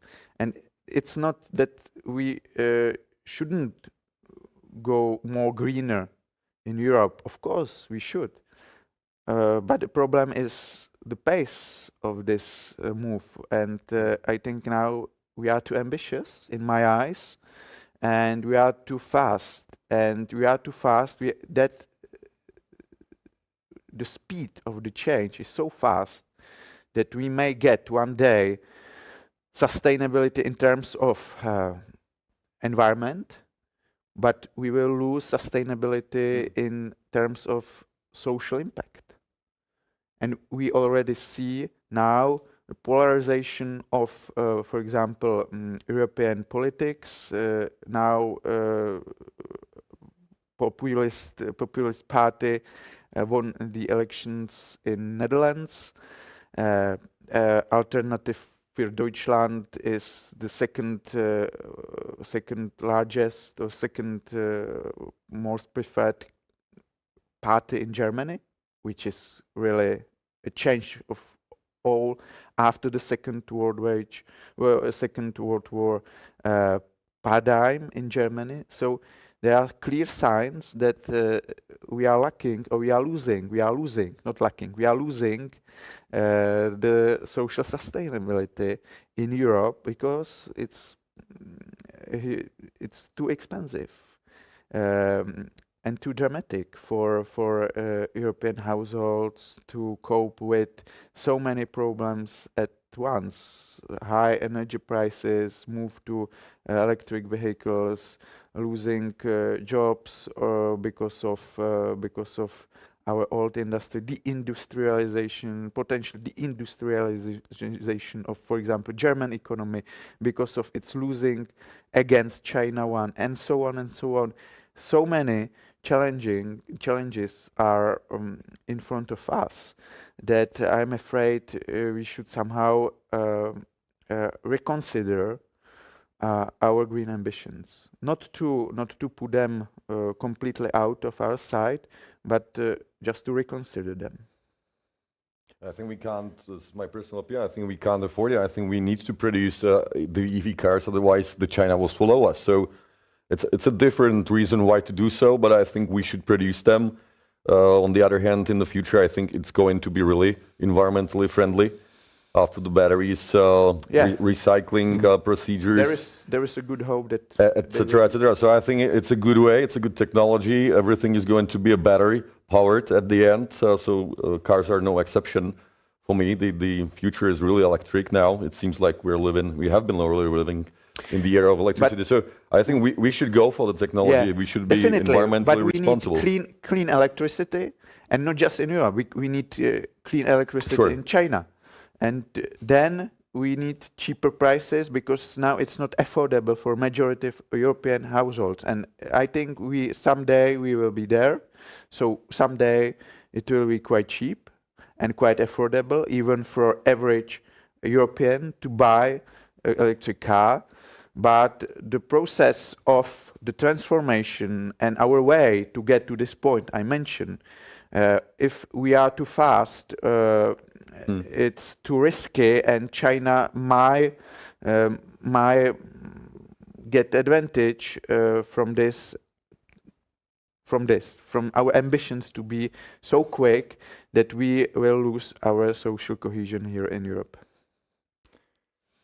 Okay, so as you can see that we can make another conference out of it, probably about the economic impact, and that's what we always do to invite the guests, showing very different perspectives on the topic. So thank you very much for sharing your ideas. Thank you very much for inviting me for this session. Thank you. Okay, and we will move on. However, we are in the end. Because that were all the speakers today, and I hope you enjoy it. Dan, do you like it? Because I actually got a very good information together, and I have a new view on many topics. So, what about you? You know most of the things, but still, did you enjoy it? I think it was very interesting to compare different views of different players in the e-mobility markets. We saw I would say, as I said, the gurus of e-mobility talking about what's happening in different countries and what's ahead of us. There are indeed Nordic countries that are quite advanced in the e-mobility, so you could see how enthusiastic are they about the nature and the environmental responsibility. How advanced are they? To what extent they could also use the electric vehicles for the stability of the grid. I think this is also a great future. Of course, this debate more on the macroeconomic level is kind of alarming, but I'm really glad that we had this discussion because there's no way to hide actually ourselves before this problem. So I think it was very interesting conference. I mean, it definitely shows that it is a complex issue, and it is worth to actually interest in this topic and try to solve it efficiently for all parties. I think it also shows that the governments are not really aligned around Europe. I don't see the plans; it's not communicated well, and I also understand to a certain extent also the people that they feel to be kind of pushed in certain countries in Europe.